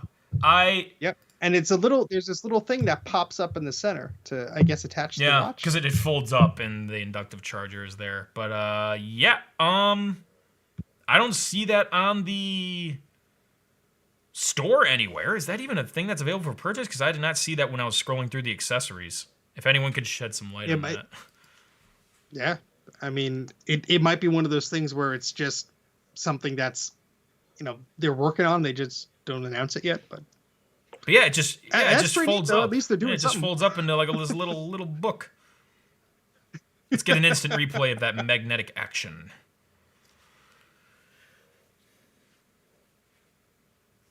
Yeah, I agree with Sage, SFC in the chat. It'll probably be available at a later date. I'm guessing that's what that is.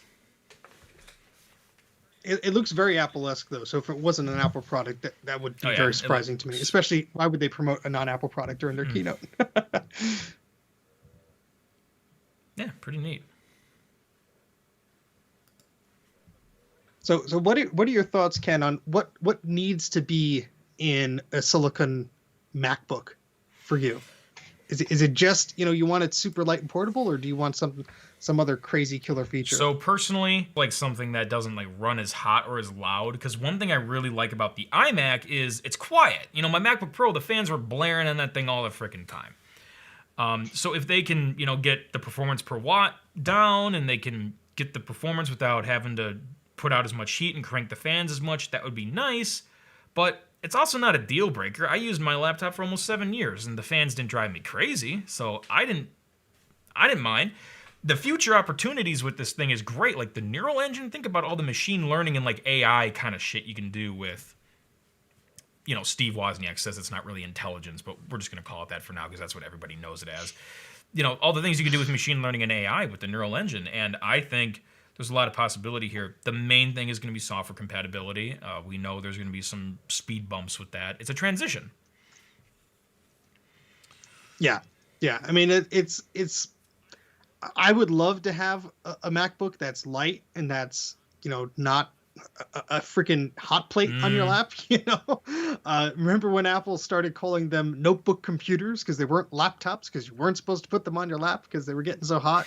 Geez, like that I mean, I haven't heard any rumors or anything specifically about that, because the Silicon Mac stuff is just still so new that I think it's just a wild west out there. People are estimating that we might see something revealed before the end of the year, and whether that's going to be a notebook, I mean, who knows? Tim Cook himself said they were going to announce one. I don't think he said released. I think he said announced. I think before the end. of the year. I think from what I recall, and again, I could be misunderstanding or misremembering this, but I thought it was like we'll announce more about upcoming Apple Silicon Macs by the end of this year. But I don't know if they specifically said if it was a notebook or a desktop. They did not. The speculation is it's going to be a 12-inch MacBook. It makes sense. Start smaller before you go bigger. You're not going to start with the Mac Pro.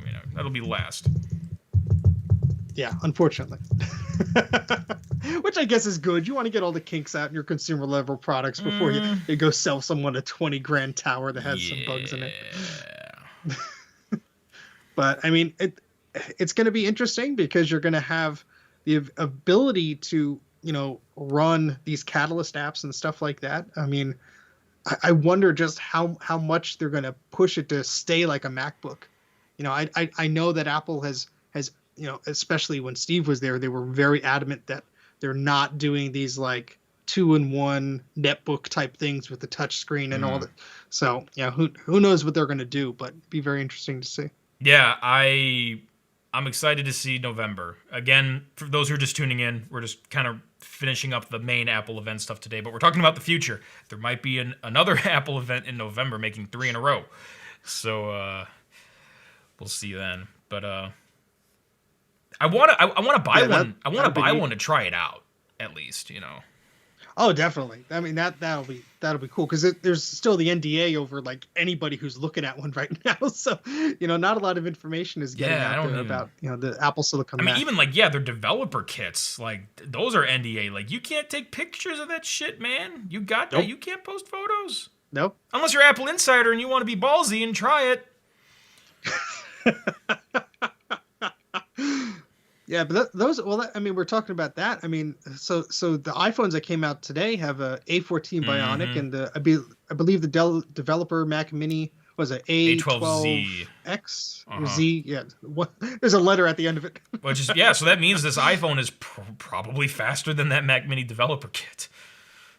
Yeah, but I think everyone kind of understood that. It was like, all right, there's whatever is in the developer kit, that's just like the testing ground. That's the chips they had in their back pocket. They had a cache. We got a pile here. Let's just solder them onto the board. We're good. Take out the USB ports and just put on the USB, the C1, the C type, not Thunderbolt.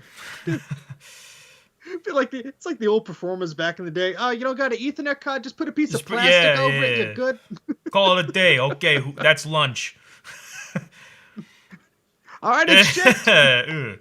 Let's see. There was another question in here. Michael Taylor, charge time. Does the new iPhone charge faster? If you're comparing Qi to MagSafe charges at 15 watts, where Qi charges at 7.5. So there it could be faster, but I didn't hear of like Lightning being any faster. Yeah, when I was trying to find the USB 2 versus USB 3 stuff, everything points to these are still USB 2 devices, which is sucky. But anyway, the page said that, if you use their 20-watt charger or whatever it is, it still charges to 50% in 30 minutes. So I think that's still, That's pretty nice. the capability there. Yeah. So I think it's, probably similar to whatever you had there. They did mention, though, that because it's USB-C, there is faster charging support. I don't know the specifics of that, though. So let's actually, while we're on that topic, let's just talk about the accessories again, quick, in a little more depth. So you have Sure. the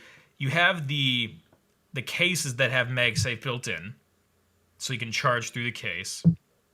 You have silicone, you have clear, you have the MagSafe charger, you have the wallets that just attach to the MagSafe, and they're shielded again. So if you have credit cards in there and stuff, it's okay. RFID is going to be protected.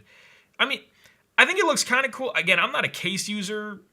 Not really my thing. And I don't know how I feel about the clear case having this like giant ring on the back. That's not really my cup of tea, but you got... Well, you're not going to be looking at it. Yeah, well, but you got to like put the magnet in there somehow. Magnets aren't transparent, so... Not yet. Maybe one day. Here, I'll just get some closer photos for y'all. Zoom into that.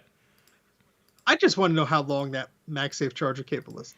It better not be like you know what, Steve? Because I like you, I'm going to do a little research for you. I'm going to click the button. Thank you. Go to the spec sheet.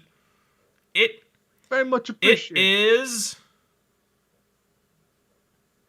If it says right there, I'm gonna lose it because I went to the store. It didn't say anything. I don't see it anywhere. I'm sorry. Ah. Maybe they're still figuring it out. Yeah. Do we want to gyp the customers or do we want to make them happy? I don't know.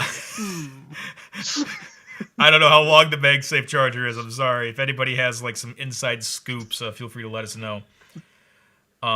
The rabbits are going to eat it anyway, so it doesn't matter. Crazy tech reviews. Yeah, just to reiterate, the white thing on the back here is the magnet.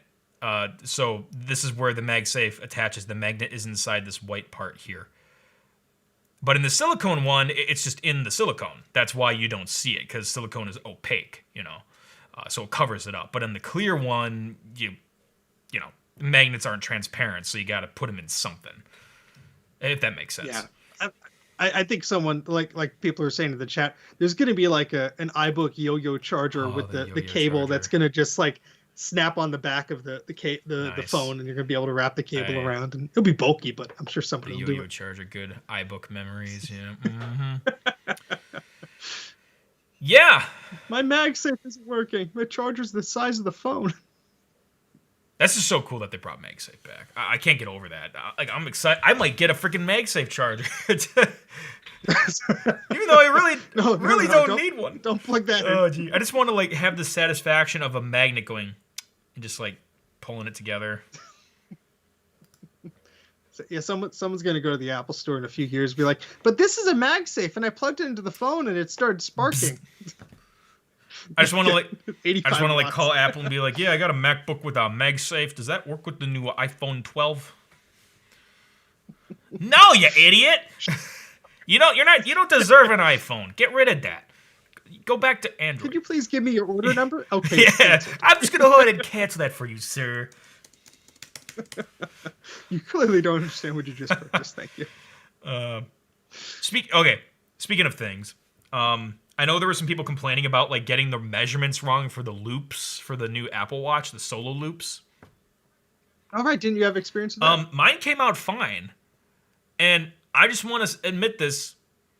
I'm klutzy. I'm clumsy. I'm really bad at measuring things and cutting along the lines. You have a very incompetent, crazy Ken here, and he got it just fine on the first try. So if other people can't do it, and you don't have like a pre-existing condition, because we got to keep that. That's a fair, handicap.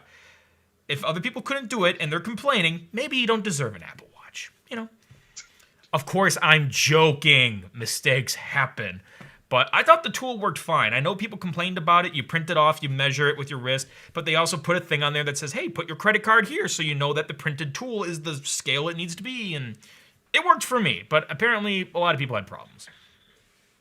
The views expressed by Krazy Ken are not exactly the views represented by his guests. Right. No, but I mean that is very smart to put like the that credit yeah, card thing there to yeah. measure it, because anybody who's tried to like get a ring for a significant other and you don't want to measure their finger because they're gonna know, and there's all these paper things you got to print out and all this stuff. It's like a credit card. It's like even if you have a debit card or credit card, same thing, same shape. You just measure it and see if that works I'm out now well. thinking of the Drew Carey episode where Drew wants to get an engagement ring for Nikki, and he uses like a sausage because he's like, yeah, these sausages are about the thickness of her finger. He puts the ring on there, and it's just kind of like dangling. Yeah, that looks about right. There were so many Macs There in were. that show. I used to watch. He had the G4 Cube, and then his coworker had the iMac, and it was just like you would watch every week just to see what Macs So they I'm had. actually glad you bring that up. I'll give you guys a little sneak peek here. This is not official yet. I'm just brainstorming an episode of. I wanted to do an episode about Macs and famous movies and TV shows because I have a lot of them. So like even like when I visited Hap, I have footage of the PowerBook XXXX prototype that they used in Independence Day. So I want that so bad. I love that stupid So movie. I just think it would be fun because, like, between like you, Greg, and I, like we would be able to cover it all easily. So Yeah, yeah, yeah. I mean, it's also funny like when they just get them Sorry. wrong in movies. Oh, yeah. Like if you watch Gremlins 2, you'll see there's a Mac 2, and then next to it is like a Mac Plus, and it's like they're clearly trying to say, well, here's the desktop and here's the screen, but it's like, yeah, no, that's not it's how all that make works. pretend. Yeah. Yeah, it's fun. Like as a video guy, I understand. Oh yeah, they just need a prop. But as a computer guy, I'm like, no, that doesn't work that way. Yeah. I remember there was some horror movie I watched, and there was like an Apple 17-inch, I think it was like the 1705 display or whatever, and it was off, obviously, so the light was amber, and there was like some spooky image on the screen, and I'm like, well, that can't be happening It's because the amber, monitor's yeah. off. Exactly. I'm not scared no more. This is right out of the movie. The immersion was completely destroyed by that amber light. Yeah. Dear Yeah, director. dear director, learn how a monitor works, you freaking idiot. And then he's going to write back to you and be like, Dear Steve, do you understand how refresh rates affect camera shutters? This is why we had the monitor off, you asshole. Sincerely, Steven Spielberg's cousin. Steven Spielberg. Spirgo. Spirgo. That's a good idea for a video though, because there are so many that I mean, some are prominently placed like in TV shows like Seinfeld and stuff like that, but some are just hidden in the background. There was a Tam in Seinfeld. Yep. Yep. I'd love to. Every season they'd have different ones, but I have been teasing this more lately, and I know a lot of people have been asking. I will do a dedicated episode about the Tam. There is a cool like history to it. You and I talked about this last month when we were here. We talked about how Steve Jobs hated it and shit. Yeah, I will totally be doing an episode about the Tam. It's on my floor. It should probably be in a safer place. But it's a rare Mac, one of a kind, only made once. It's got history, and it was like $7,500. And I'm blessed to have one, so I will do a dedicated episode about it. Thanks to my buddy Brian from Macnician in Chicago. just please let me be there so I could reenact like the look of confusion and horror on Wozniak and Jobs' face. Come on over. I mean, Greg. I don't know. I'm Greg told you he's thinking of a swinging by. So yeah. we can have a body. I'll play the role of Woz. I do want to do. I do want to do some more research to see if the trash story was true. Like it was in the garbage. But even if. Yeah, I didn't hear that, but it wouldn't surprise me if he was just like, I'm not taking that. Or if they were like, no, please take it. And then he's like walking to his car. Like, I'm just going to throw this here. And in my head, I'm picturing like, what kind of B-roll could I show for this part of the story? And I'm thinking it'll be like a Mac desktop dragging like a picture of the Tam to like the trash bin. Just throw it right in there.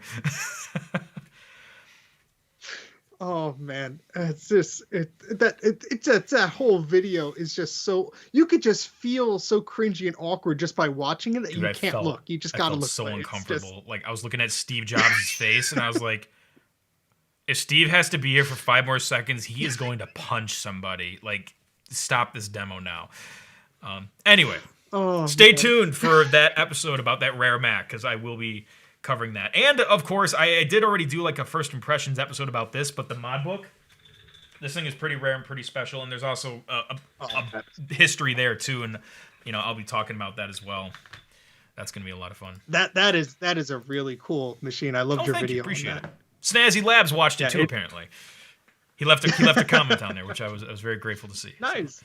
I love everything about the mod book. I remember when it was being advertised. I remember like trying to think of like how I could get a MacBook, because like the thing was, you either bought their crazy expensive mod book or you sent in a MacBook Oh, yeah, and then you you could send one paid in. for the Yeah. conversion of it. But even then, I didn't even have, even if miraculously a MacBook landed in my lap, I couldn't afford the conversion of the Oh, darn gee, thing, yeah. you know.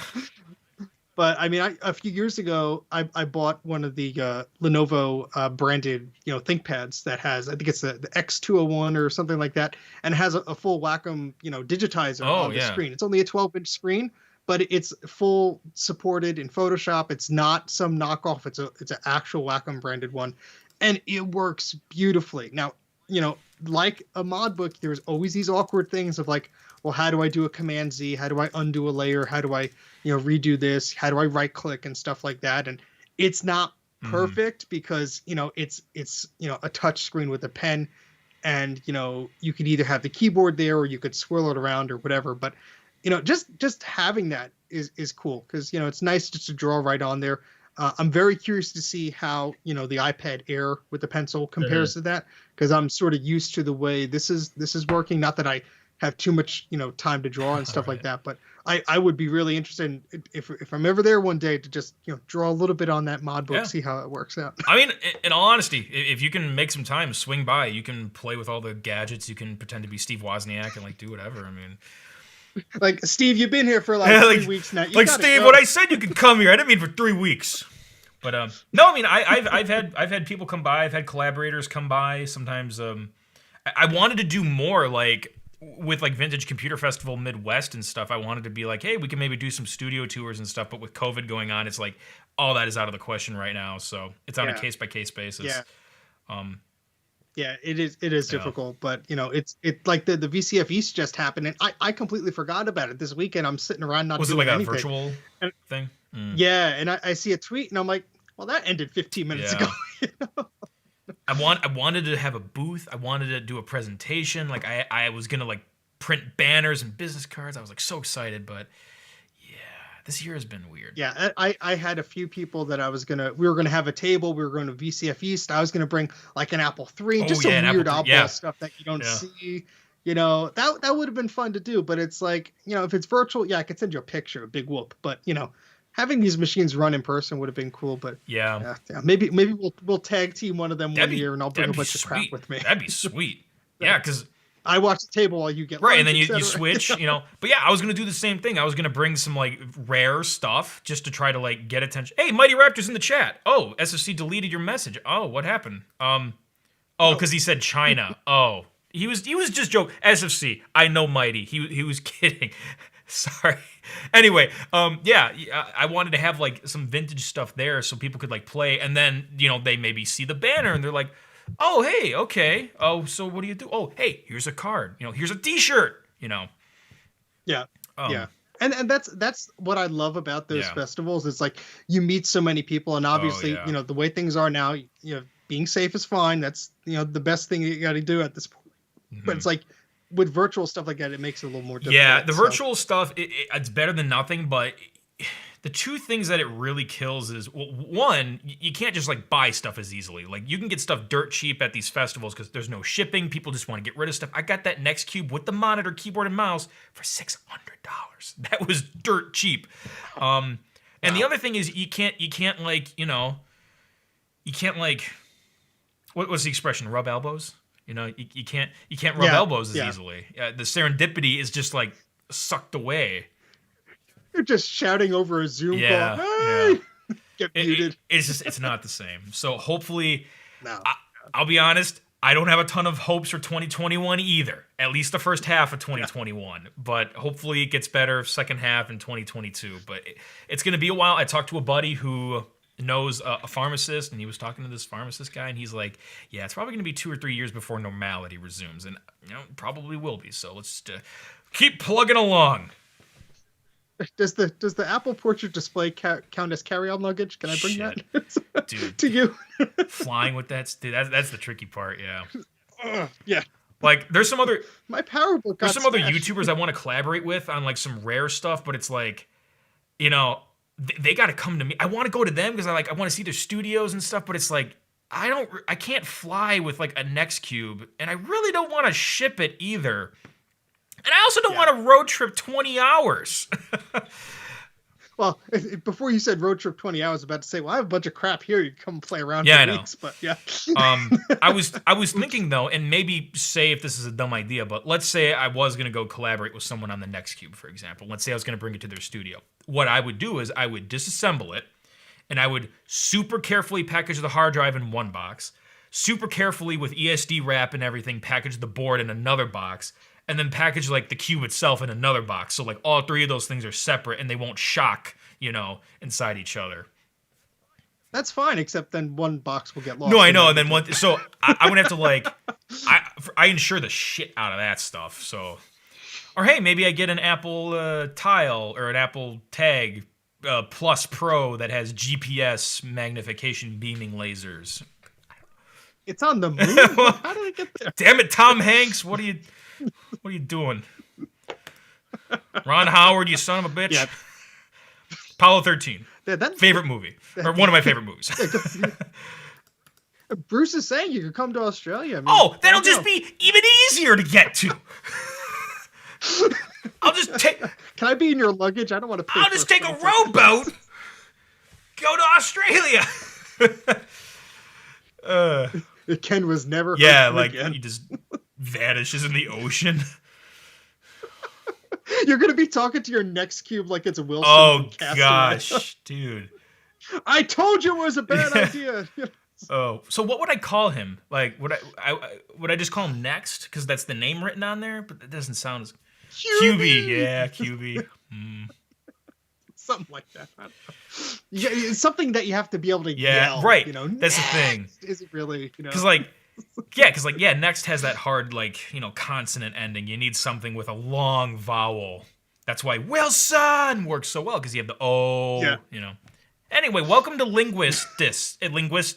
Fuck. I'm gonna shut up now. We're all professionals. The chat room is overjoyed. Ken announces he's gonna shut up. Yay! Oh gosh. Anyway. Yeah, but that is the trouble with this stuff. That it's great to know people who I know some people in Philadelphia. I know some people in New Jersey and New York. Around the area where I'm from, where it's like, all right, I have these cool gadgets and stuff. You have these cool gadgets and stuff. I don't necessarily have to buy one just to show it on my channel. Like, I'll lend you this, you lend me that. And it's great because you have a little network of things. But it's like, in this day and age, you don't want to ship some of that stuff that's very fragile and hard to replace. Yeah, it's crazy. If I ship the TAM, I have the original boxes, I think, for the TAM. That would be easier. Oh, okay. And that's also, not a giant CRT and all this other stuff. So that would be easier. But the Nextcube, I'm a little about. And just the size is just a bit much. Yeah. So for those who are just tuning in, welcome, by the way. We're kind of in the after show right now. There's no structure to this part of the show. We're just kind of bantering with the chat room here. But if you have any questions about the Apple event today or any of the future stuff Apple is rumored to be releasing, let us know. Or if you just want to talk about that stuff, let us know, and we'll try to answer your questions as best we can. But yeah, it was an eventful day, fun day with the new iPhone 12s and the HomePod Mini and stuff, and it's been fun. We're just kind of wrapping up right now. Oculus said, Ken, why is almost no one here? I don't know what chat you're looking at, but there's 300 people here, so. I'd love to have that any day of the week on my channel. I mean, we had a lot more earlier, but that was during the peak of the show. We're kind of in it's like the after party, right now. Yeah. Yeah. We're still grooving. We're mingling. Yeah. I mean, we had about almost 12,000 playbacks, so that's probably about 10,000 people if you factor out duplicates. Hi, everybody. Hi, everybody. Try my new iPhone for $129.95. Yeah, it ain't that cheap. Shut up. I was about to say, what iPhone you buying? I iPhone spelled Yeah, I with was gonna say E-Y-E. it's one of those knockoffs like my Max watch that I did an episode on.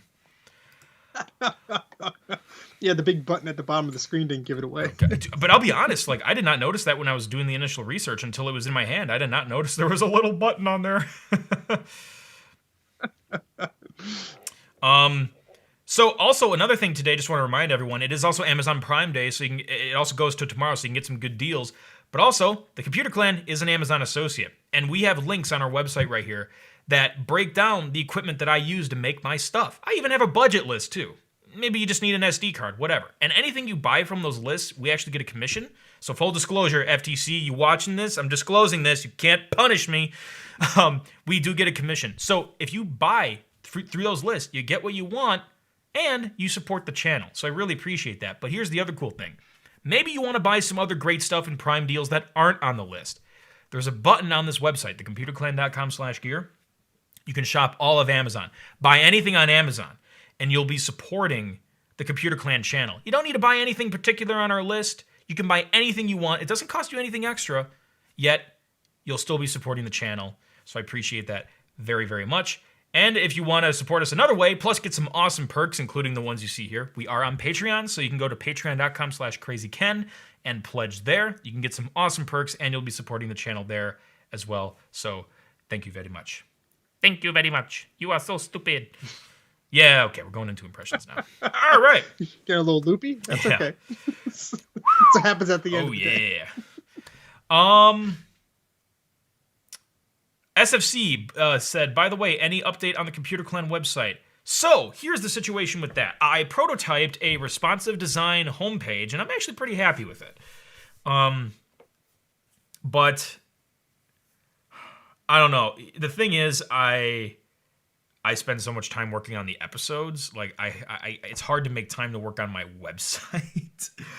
Yes, it should be SSL. Yes, it should have a new look. I'll still have, like, you know, because we're computer nerds, we love compatibility modes. I'll still have the old pages available so you can get to, like, all that stuff, because I'm not going to redo every page. I'm going to redo maybe, like, the 3 most popular pages and put SSL on there. But yeah, it's hard to make time for that because I'm making episodes. Yeah, I know the feeling. I just recently, like, sort of mini revived my site. Yeah. There It's wasn't work, too much man. on It there. takes a lot of work. It is, and it's simple. Like, I have a WordPress thing, and I was just posting because I do, like, when I do a live stream and I'll recap something, there's no guide of it. I'll make a guide or something like that. So I'll take something like this where I just scribble down, like, you know, where the capacitors go, and then I'll do something in Photoshop and make it all pretty, and I'll put it on the website so people could find it. But it was like, you're just like, what was my login? You know, how is this structured? just setting it up, and like you said, a lot of your time goes to the video production. But yeah the small things. And I don't talk about this a lot. I usually talk about it on live streams because it's much more casual here. But like, I work a day job still, so that's 40 hours a week plus all the stuff I do for the YouTube channel, and it's just hard to make time for a website. I'm going to be honest. I was actually considering hiring someone, but I just don't know right now. Yeah, and then when you hire somebody, it's like you got to train them and you got to, like, review stuff, and it's like, just do it myself. I guess I just meant contracts, so I really don't have to train them. But like, yeah, there's still going to be that communication. But like, honestly, our new logo, like, most of that was done by a third-party guy. Like, you know, I wanted a new set of eyes on it. He did a great job. So like, I feel like I won't need to do a lot of back and forth, but. Okay. I don't know, but yeah, SSL, we got to get on there because web browsers are cracking and search engines are cracking down on that crap. Even though we don't do like anything on our website that involves data, like the only thing is like our type form, and that already has SSL. But because we don't have SSL, browsers and search engines, you know, don't rank us as well, and browsers give you a warning that says not secure. That's just what it is now. So yeah, we need to get SSL. Well, my site ain't gonna be secure for a long time then. Do you have SSL? Do you have SSL on your site? I don't think so. Yeah. It's just a directory listing of a bunch of old downloads for 30-year-old computers. Bracket. I mean, the WordPress site is probably old, but yeah. I used to use WordPress, yeah. Bruce was asking, how long until you give up on the day job? I hope my manager's not watching. Hello. But I'm predicting within a year. I've actually already cut back my hours a little bit. So, yeah, because, you know, I'll be honest. YouTube's a business. It makes money. It's making more money than my day job is. But YouTube don't pay your benefits. YouTube don't Yeah, give you medical care. Come on, the Krazy can't Yeah. grow plan. You need teeth? We got 'em. Yeah, right. They don't fit. Tough. Hey, you know what? Here, I'm gonna give you guys a live demo of my dental plan. All right, now sit still. Nobody likes a jagged molar. The new teeth come in 2 to 4 weeks. Yeah, no kidding. Jeez. Oh man, that sounds about right. Leon asked, "What do you do for your day job?" Video production. I like everything. I eat, sleep, and breathe video. Everything I do for the YouTube channel, I do for other people. So it's all video. So that's at least nice. It's not like it's a job I hate. It's a job I like. It's hard when you have two very successful things pulling you in opposite directions because you got to pick, and it's tough. But hey, I'll get there. Yeah, and then you're kind of using those same things at work, which is nice because you're sort of keeping that sharpness there, where it's like I have to learn these new things for this project that you might have not necessarily been pulled towards if you're doing your own stuff. So that's at least a positive for it. Yeah, it is cool because like I learned stuff there that I bring into the YouTube channel, and I learned stuff in YouTube that I bring there. It's reciprocity. Any hoozle, is there anything else anyone had questions about, or anything else you guys wanted to talk about while we are here? Because we're 2 hours in. I'm not in a rush. Steve, I know you can bail whenever you want to, but I'm just gonna recap this machine as we talk. Do some soldering here. SFC said Mac Rumors reported that the earpods are now $20 on Apple's store. Did they used to be $29? I think they used to be 29. So they brought that down. All right. Also on another little note there, all of the other iPhones that they're still selling, they also stripped the earpods and charging brick out of there too, and they have smaller boxes for everything. That's what I heard. They took it out from like the 10R and everything as well. Really? That must have been an adjustment for them because like you have to go back and you have to adjust all the manufacturing and everything. About that. Yeah. Yeah. And what I guess they're just phasing it out. I mean, Apple has such tight controls on their factories that rumor has it, it's like they could stop something on a dime and they don't really lose too much. But that wouldn't surprise me. Let me actually double check here before I say stuff out loud. Oh no, I just checked. No, but I read the same about the 11. Yeah, I think at least I'm looking at the 10R. What's in the box? USB-C to Lightning cable, iPhone. That's it. They're cutting it down everywhere. Which again, like we talked about earlier, I'm totally okay with. Yeah, what Bruce is saying here about the return to the flat design of the iPhone 4 is, good for screen protectors. And yeah, I I agree because, with the weird design of, the other phones where you sort of had the curve there, if you didn't put that screen protector on just right, it's gonna mess up there. Now, I know you don't have a case, but do you have a screen protector on your phone? Do you have any? Are you like me, where you'd have like scratches on your phone? Or, no? There's no visible scratches. Like if you held it maybe like in the right angle in like a super bright light, you might see a light scratch. But like I'm holding it up to the camera here, like there's no scratches. See, I'm too OCD like that. Like I have the 2017 iPhone 8 that I purchased, and it's been replaced like once or twice under Apple Care, but I've had a screen protector on it since like the second I opened it out of the box. But what happened once is a few months ago, my screen protector was getting a little gnarly. There was, some little holes in there and there was some gunk in there. And so I took the phone out of the pocket just enough in a weird way where the screen protector came off. Oh, jeez. And so I'm like, I got to get a screen protector. So I went and ordered one. Before it came, of course, I had, the phone without the screen protector on. And now I have a nice size scratch here because my keys or something went against it.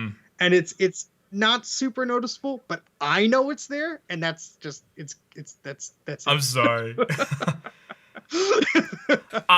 So I hope you don't get any scratches. I am gonna go grab some water quick, but Steve will entertain everybody. Sure. I will entertain it and just stop me for plugging. Yeah, so I mean, for those of you who missed at the beginning of the show, my name is Steve. I run a YouTube channel called Mac84, and what I specialize in is old computers, vintage Apple products.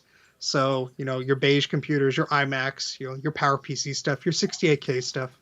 And if you are not subscribed to my YouTube channel, I suggest you go check that out. It's Mac84. I've done some stuff with Ken before. He's always excellent, and I appreciate him having me on here. I also have this cool shirt. Yeah.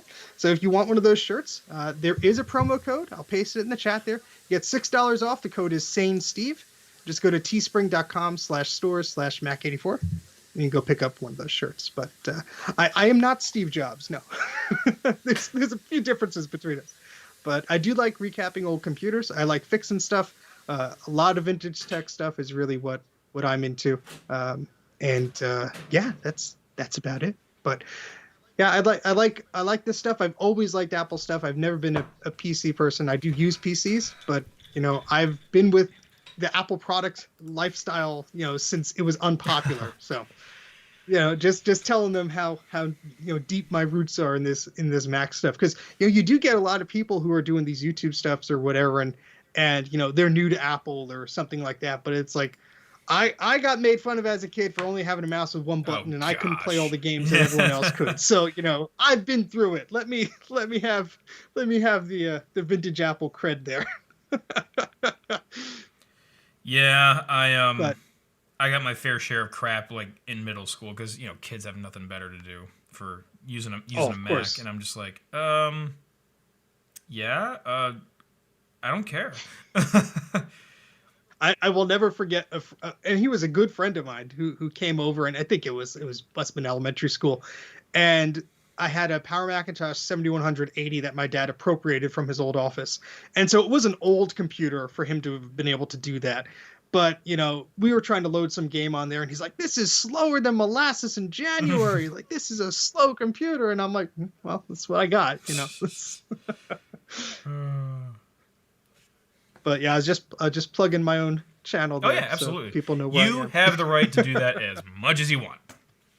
Oh, thank you. Michael Taylor said, "I would love to see more collabs with the 8-Bit Guy and Hugh Jeffries." Actually, the last episode I did with 8-Bit Guy also had Hugh Jeffries in it. It was a 2-for-1. So I'm sure we'll do more. I mean, obviously with COVID, it's a little trickier to travel, but I've heard word directly from people themselves about flying, and it's actually like way better than a lot of people are exaggerating it to be.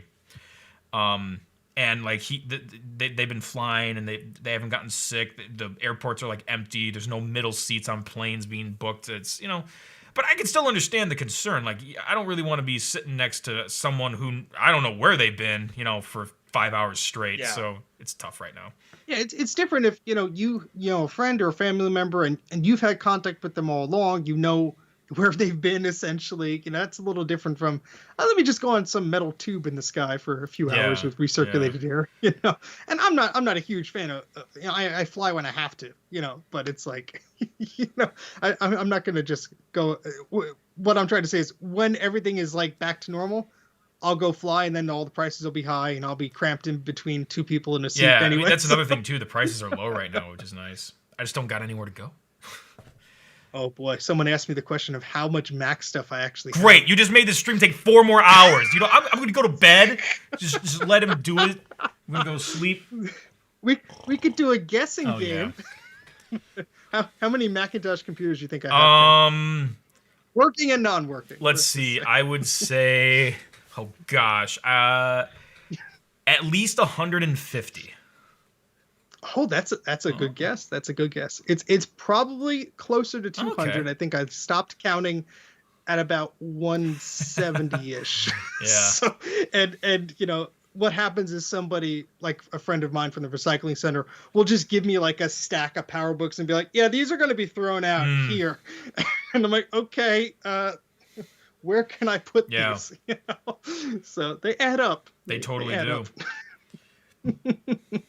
And I do count the ones that unfortunately the logic boards have passed on, but I still have the cases and the power supplies, so it sort of makes a functional computer. But yeah, when I tell you guys that I've been into this stuff for a long time, that's a testament to it, because when I started collecting this stuff, nobody wanted anything to do with Apple. There was that time. Yeah. I mean, I got a Quadra 840 AV for Dude. $5. I mean, come on, that is, a work group server, just a pizza box Mac was $5. I got a G3 blue and white, which had an ATA card issue for $5. It was just like you go to these computer places. There were, these flea markets that were all computer stuff. It was all PC. Anybody who had an Apple thing there, like they just wanted to get rid of it. I got a Newton 2100 there. I remember getting a Mac Color Classic for like $40, and the guy had the Mystic, upgrade, Oh, logic yeah. board in an Apple service box that he sent away for. I still have the box for the thing, but it's like, it used to be very affordable to get this stuff, and you know, it's harder to do that because now you have something like eBay where people post things and people think that's the price. But I am trying to combat that. I do have a price guide that I am working on, and it's basically a Google Drive spreadsheet where I'm listing everything, let's say pre 1999 or something like that. And it's basically all the beige Macs and all that stuff. And it's listing based on my experience as a collector of buying this stuff and reselling some stuff of, what this stuff actually goes for. Because you see some stuff online from crazy people who Oh obviously, gosh. look, you're free to buy whatever you want for whatever price, but there has to be some sane logic here because you used to have sites like Every Mac or Low End Mac where they would actually list like a price of like, oh, well, we'll update this every 6 months or every year about how much this vintage Mac is and so on and so forth. But it's like, no, there's not that anymore because this stuff is now collectible. And you see people, and Bruce has the worst in Australia. You'll see like a Macintosh Classic go for over 500 Australian dollars. And, to us, it's like, that's a Mac Classic. They made like tons of those things. Yeah. And they're not the best Beware. computers. And the logic board's probably Beware dead. the eBay effect. Exactly. So, I'm going to do a video about that and post it on my website when that's complete. But it's just one of those things that it's crazy to think that you used to be able to just get this stuff. And now it costs you an arm and a leg. I've stopped collecting most of the stuff, which is fine because I don't need too much things. But like if I need a cable or I need an adapter, people see an Apple logo on, they're like, oh, that rare. It's rare. Yeah. I know what I have. I want 10 grand for this. Like, no thanks. No, thank you. And that I hope that ends soon because that's just a little bit crazy. Yeah, and I learned that term from you guys on the MacAct show, the eBay effect. It's like one guy's going to price it higher, not really know what he's doing, and then other people are going to base their price off his price, and now you have crazy expensive shit. Yeah, I went to pick up some stuff from a guy, and he had a G3 all-in-one, which I've wanted for ages, but it was one of those things where you're talking to the guy, and he doesn't really give you a price, and so when I got there, the price was way too high for, what I wanted to spend. And every other item I asked for, the guy was looking up on his phone of what it was on eBay. And I'm like, dude, like, you either want to sell this stuff to me or not. I came all the way here, look, cut me a deal on something. So, it doesn't feel like I'm paying an arm and a leg here, but you win some, you lose some. I was just checking out eBay for fun, and Hap, the prototype collector I've collaborated with in the past, yeah, it looks like he's got some more stuff listed than usual. I recognize him because I recognize the backdrop he uses. But yeah, he's got like a prototype iPod Photo, a DVT2. Oh, wow. That's listed on there. He's got looks like a prototype Macintosh Portable as well, recapped with a rebuilt battery as well. Ooh. So that's going for $22.50. I don't think that's a bad deal. $22.50 for a Mac Portable prototype, recapped, rebuilt battery, and a charger included. I think that's pretty good. Too rich for me. Well, but... yeah, but it's a prototype too. There's like maybe 5 of them in existence. Yeah, that's the thing. I mean, you gotta rate what it's worth to somebody, to collect this stuff. Yeah, prototypes are harder to gauge. They can be. Yeah, definitely. It's one of those things where it's like, how many of them were there actually made, and is it something that? Yeah, exactly. If it's a prototype, geez, I can't even think. If it's a prototype iPod Hi-Fi, people are like, what? There might be that one guy though. That's like, yeah. Exactly. There's always that I one guy. have But only one prototype in my collection. I haven't received like I don't think any comments about it, but I've been putting it in the background of like my last 20 episodes. And I will do an episode about it. I just haven't yet. And it's right there. It's the ITV prototype, STB3, that or the Apple Interactive Television box. That thing was never sold. It's a proto. we have twins then. Yeah, and you're gonna probably help me with that episode. Yes. Only I know the secret of how to get it to boot. You know. Oh man. Yeah, that because I have even the earlier prototype Yeah. of that too, which is very funky That's looking. sweet. I mean, you probably saw the video Sweet, that I yeah. did on It's that. But thick. it's literally like what parts do we have to screw together to make a box?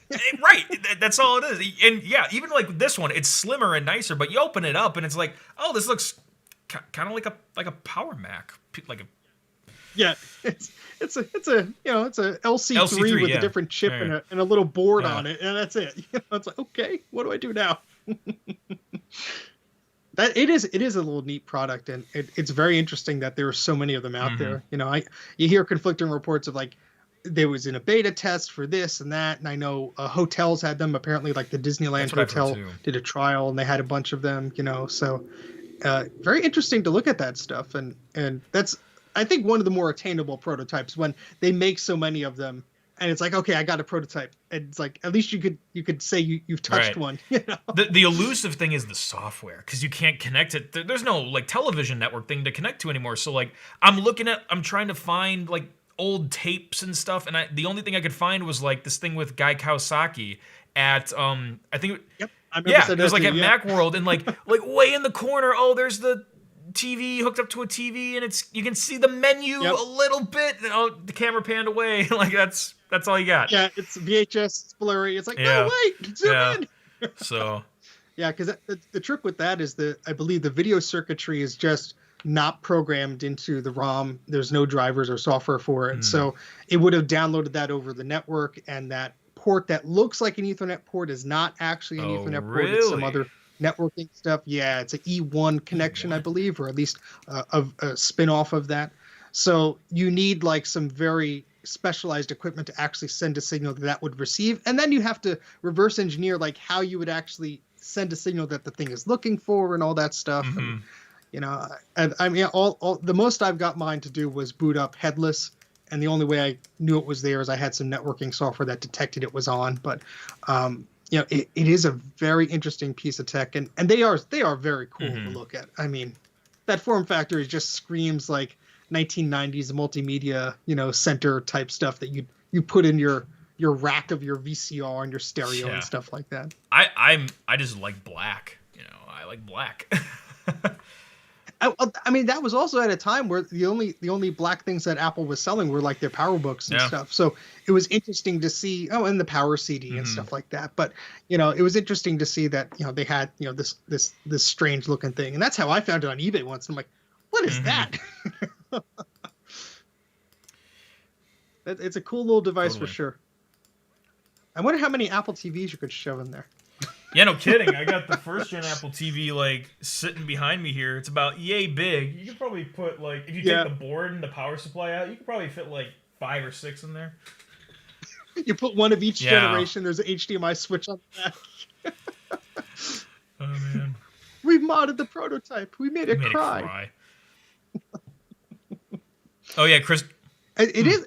Oh, sorry, Christopher go was on. just saying they like to see the shelves of goodies in the background. I appreciate that. Yeah, I try to change it up every so often. I like giving, things for people to look at, Yeah, I try and yeah. not show as much mess stuff Yes. as I usually have, but yeah.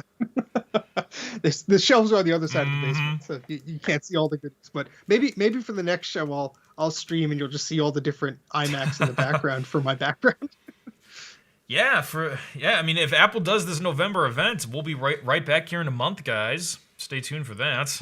And that'll be interesting. Apple Silicon ditching Intel. First Mac with Apple Silicon in it. Ooh, that's going to be something. That still feels so weird. This is that, happening. it's like it's just one of those things that it's going to hit me like when it actually comes Yeah. out, but it's like, what? Yeah, and I feel like Apple's going to be changing designs and features as we go on, but I don't know if we're going to get that right away. Like when Apple switched to Intel, they didn't redesign stuff right away, so it might just look, 12-inch MacBook might look like a 12-inch MacBook. I don't know. New internals.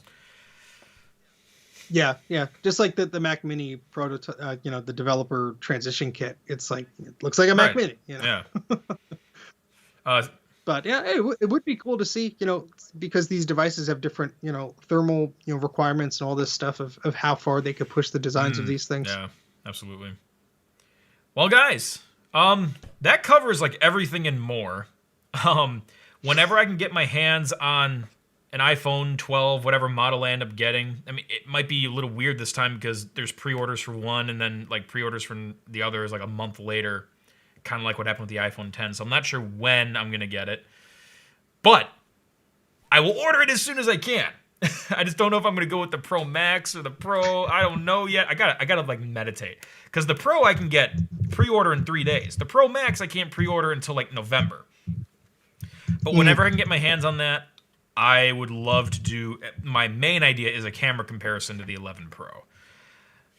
That's my main idea. If I do any other episodes, I'll do them. But the main thing is going to be a camera comparison. So stay tuned for that. And when the iPad... I'm going to watch that. iPad Air 4 coming soon too. I will do a review on that as well. I would love to do that. And like I said, plenty of other rare things. We'll revisit the mod book. I'll probably even DOS Dude, I've gotten some recommendations to do like Catalina patches on the mod book or something. Maybe I'll do a live stream of that or something. You want it to catch on sure. Fire, is what you're saying. Why not? Let's test the thermal design of this thing. The rare 20th anniversary Macintosh, like I'll do an episode about that. Oh yeah, I got tons of great stuff coming. It's going to be fun. It's Techtober, and then it's November, so it's Techvember. I don't know what you want to call that, but yeah, a lot of good stuff coming. Yeah, I've been doing for October. I've been doing non-Apple stuff on my channel, which is why there's an Atari 800 here. So I've been doing streams. I had a NetPliance PC. I had this. I had an IBM PS2 and all this crazy stuff because I have non-Mac stuff. I just don't have a lot of it, but. There's just weird stuff like a ColecoVision Atom I have. So it's like, when else am I going to show that? Let's just dedicate a month and it'll be spooky for some reason because it will break. I don't know. But that's a good excuse, I guess. And it looks like, Sean from Action Retro is going to be on Maciac this week on Thursday, huh? Oh, yes, sweet. He is. Yes, he is.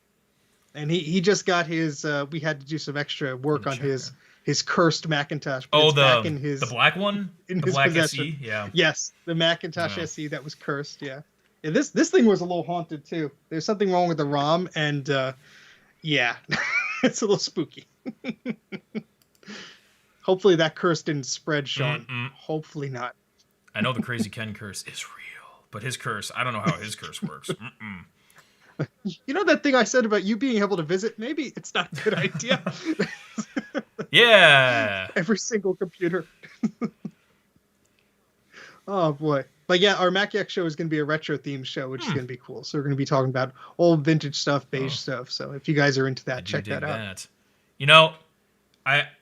With Big Sur not coming out, shoot, I don't know. I might not have anything for Thursday, and maybe I should have called into that. I'll at least tune in.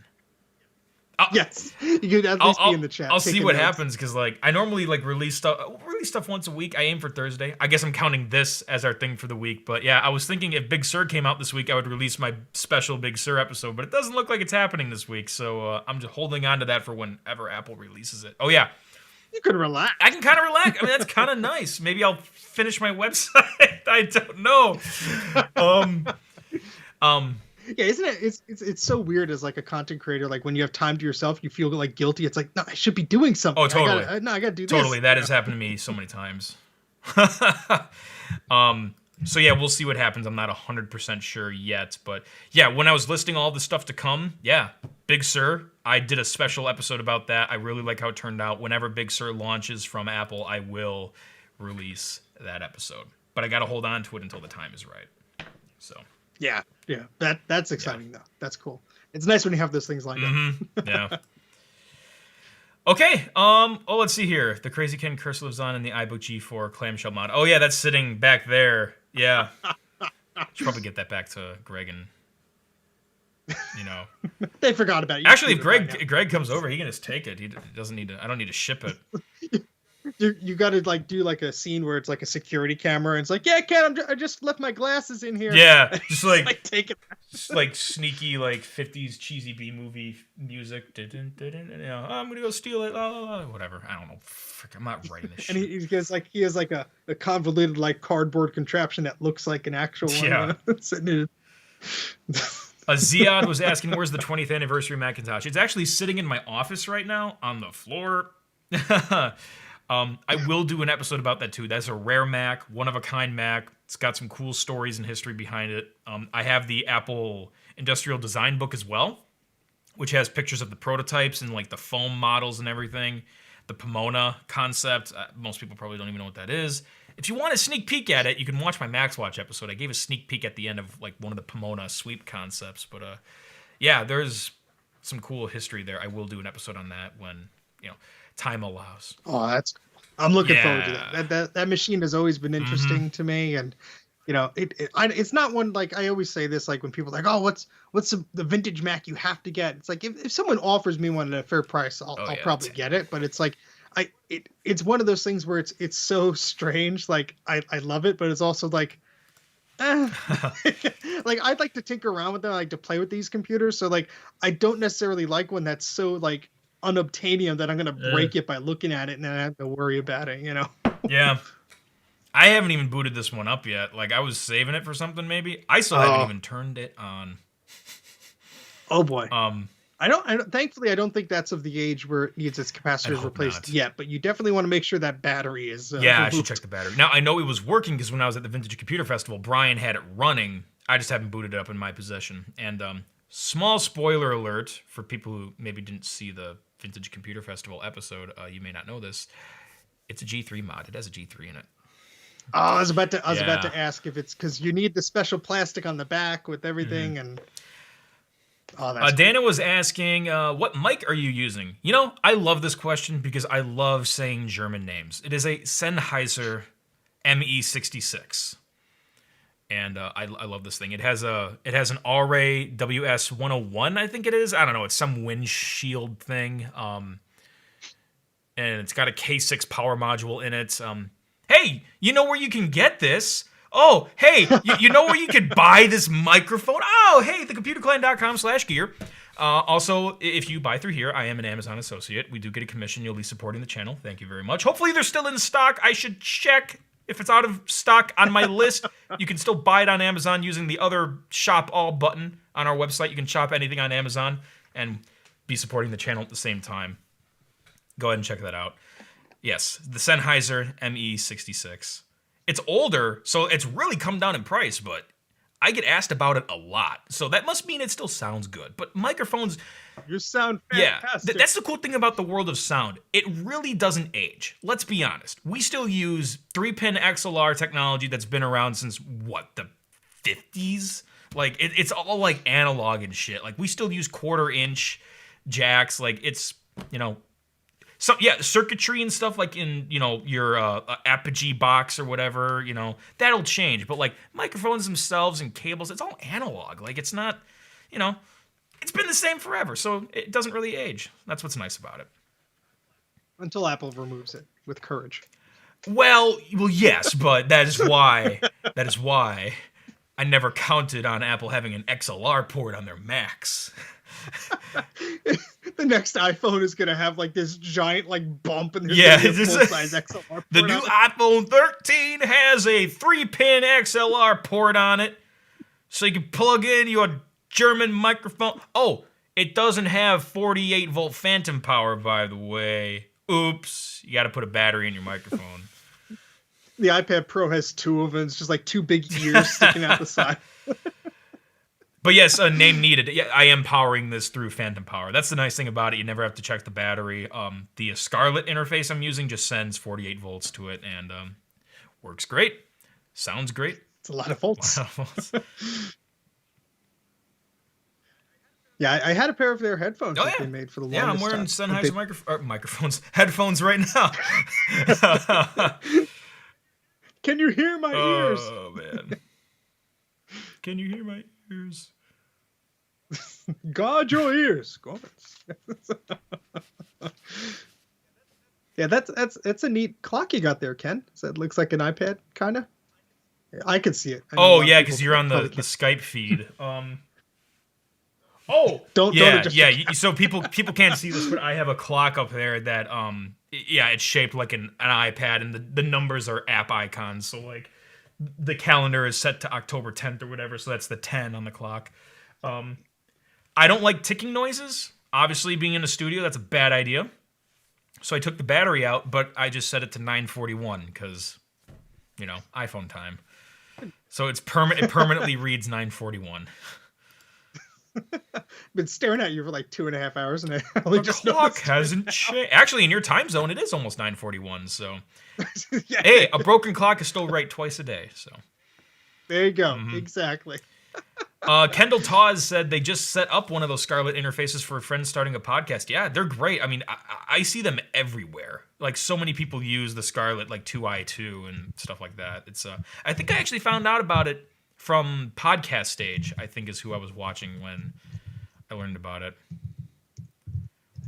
Yeah, that's something I have to figure out more about, especially when I'm recording stuff. Not necessarily the live stream. I have, this Yeti Blue mic, which is fine enough just for my purposes. But for recording and stuff, obviously when I step away from just using my phone, I want to be able to learn more about that stuff. So I'll probably hit you up with some questions. Yeah, I'd love to help. I've learned a shit ton about it in the past like couple years because I was mainly having this problem. Not so much with actually.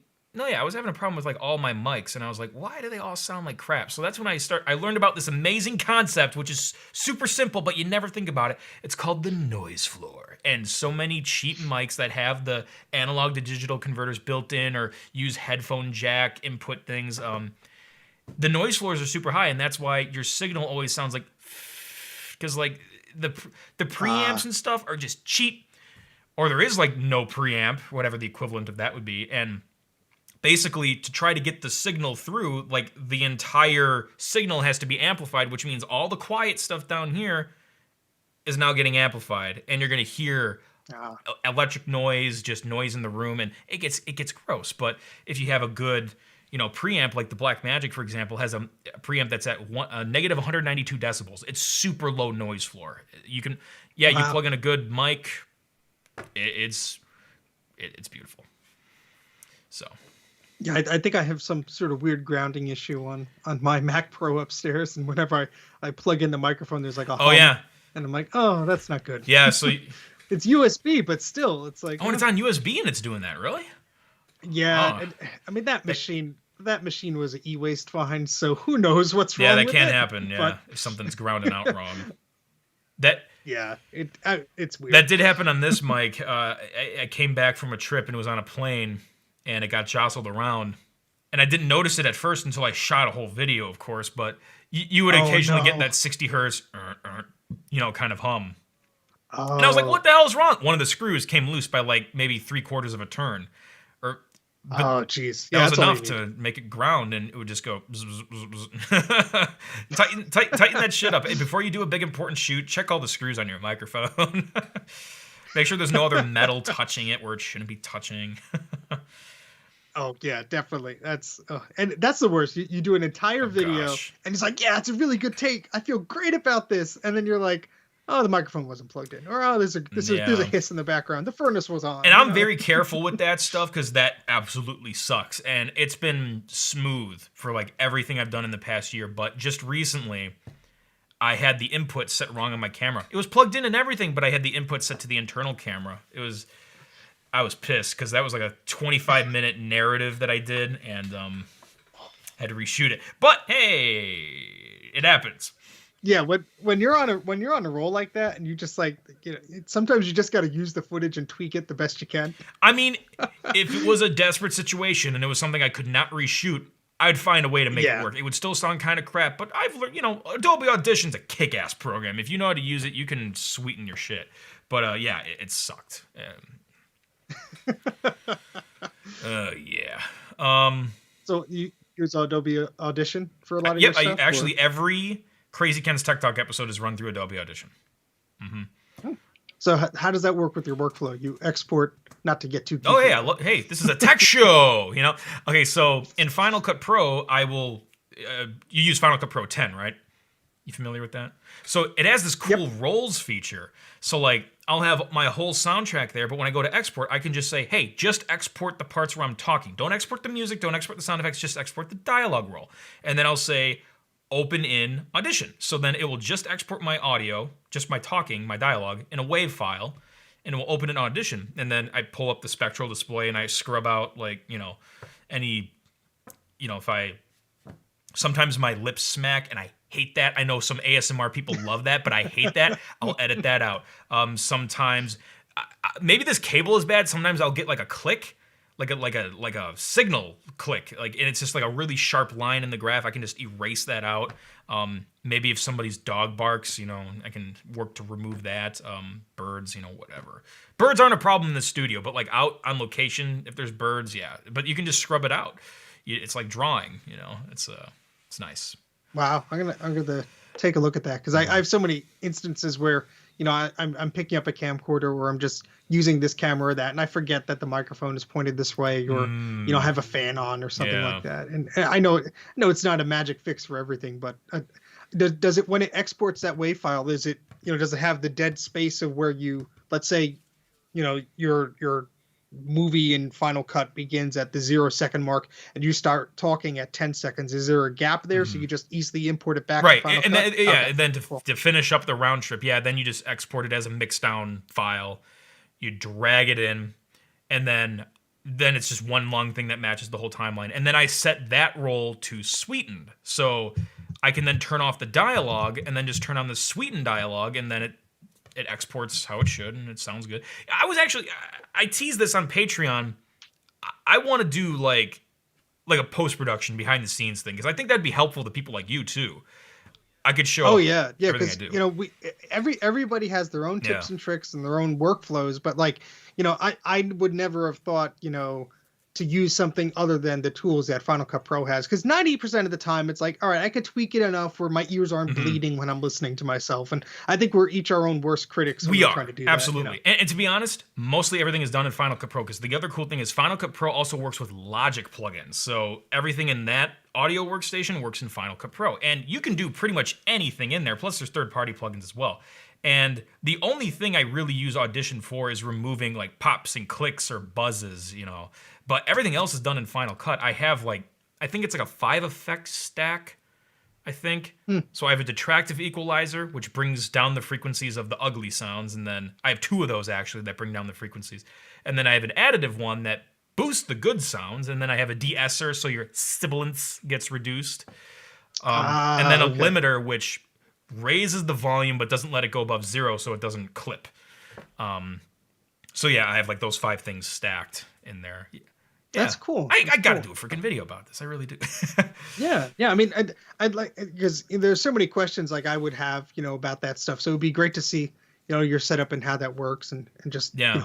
how other people. Yeah, do and I'd things. love to do a full studio tour too for Patreon people and people on the YouTube channel membership. I just got to get someone to help me film that, because I want to walk through it and have someone film me like on a stabilizer, like a steady cam or something, so it looks really Yeah. good. Yeah, I'd love to do behind the scenes stuff.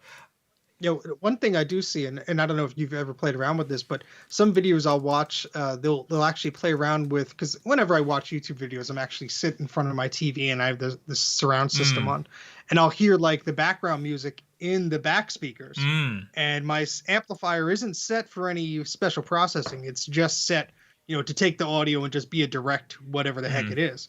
So I know in Final Cut there's sort of that little graph where the speakers are, and you Yeah. could sort of align some things. I've never got that to quite work how I'm expecting, but maybe I got to play around with that more. And once YouTube compresses it, who knows what happens? Yeah, I don't know how surround sound works on YouTube. I don't mix in surround because I don't have a surround setup. Also, this is a mono mic, so yeah. I always just get because if I'll do a long video, like I'm working on a video now that's on my Patreon already. It's a Atari 800 recapping. So I take this thing and I'm recapping it, and it's just me doing something. I'm narrating it, but it's kind of boring. So just hearing the same voices, So I put music in the background, but it's like adjusting it to make sure it's not overpowering, and stuff like that. So any tips from that, I'll pick your brain out of your video that you do. Yeah, absolutely. Bruce was asking, do you use a teleprompter when doing your pre-recorded stuff? No, I actually don't. So here's the thing. The only like productive thing I use my iPad for, every other time I'm using it, I'm watching Hulu or whatever. The only productive thing I use my iPad for is my script notes. So I'll pull them up on my iPad, and I'll have them set off to the side so I can check them before I look into the camera. But when I'm looking into the camera, I actually don't have a teleprompter up. There are certain parts where I'm not on camera, so then I will just look at my iPad as I read. Because if I'm not on camera, I don't mind if I'm looking down. So there are parts when I'm reading directly off the script, but for all the parts I'm looking at the camera, there's no teleprompter. That's actually just coming right from the heart. Yeah, I do use a teleprompter very rarely though, because I do need a second screen set up, and it's hard for me to get the line of sight where the camera is. So it's usually more of a trouble than it is to set up. The last time I used one, I think was in December when I did that iMac video, and that was just I had this heck of a paragraph to read about specific facts about this iMac, and I would get like 50% of the way there by myself, and it would be a great take. And I'm like, I forgot to mention that thing. It's like, let me just do it in one take. And there's times where I'm like, if I'm doing a lot more like dates, holy crap. If any guys have watched my blooper reels, you will see I get dates wrong all the time. I have such a hard time memorizing dates. I don't know why, even though I just looked at them on the notes. So, yeah, I've been thinking about it. I probably should get a teleprompter.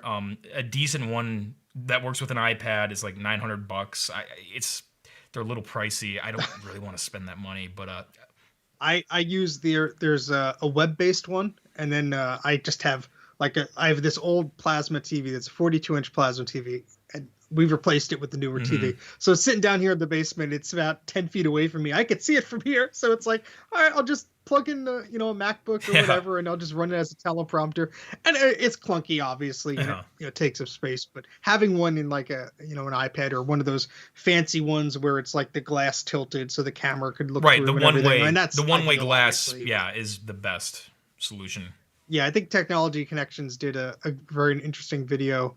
It might have been one of the behind the scenes Patreon things where he shows how the teleprompter is set up when he was setting up his studio. But it was interesting because I've seen pictures of them, but never really understood exactly how they work. That was really cool. Yeah, I've used one a ton at my day job. And actually, I used one on a freelance gig recently. We had to move so fast, we had no time to memorize lines and shit. Like I just rented one from Lens Rentals and bought a $10 iPad app, which worked great. And you put the iPad in there, it reflects on the screen or on the mirror, so the lens can look through the glass, but you can look right at the teleprompter screen reflected in the glass, and it looks like you're looking into the camera because it's one-way glass.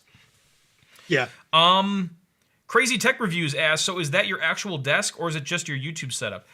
This is just my YouTube setup. Sometimes I post behind-the-scenes studio photos on Twitter. Make sure, I think you're following us on there, but yeah, you can check out those pictures. Sometimes you'll see that stuff on Twitter. I definitely post a lot more to Computer Client Insiders on Patreon and on our YouTube channel. You get behind-the-scenes stuff every week.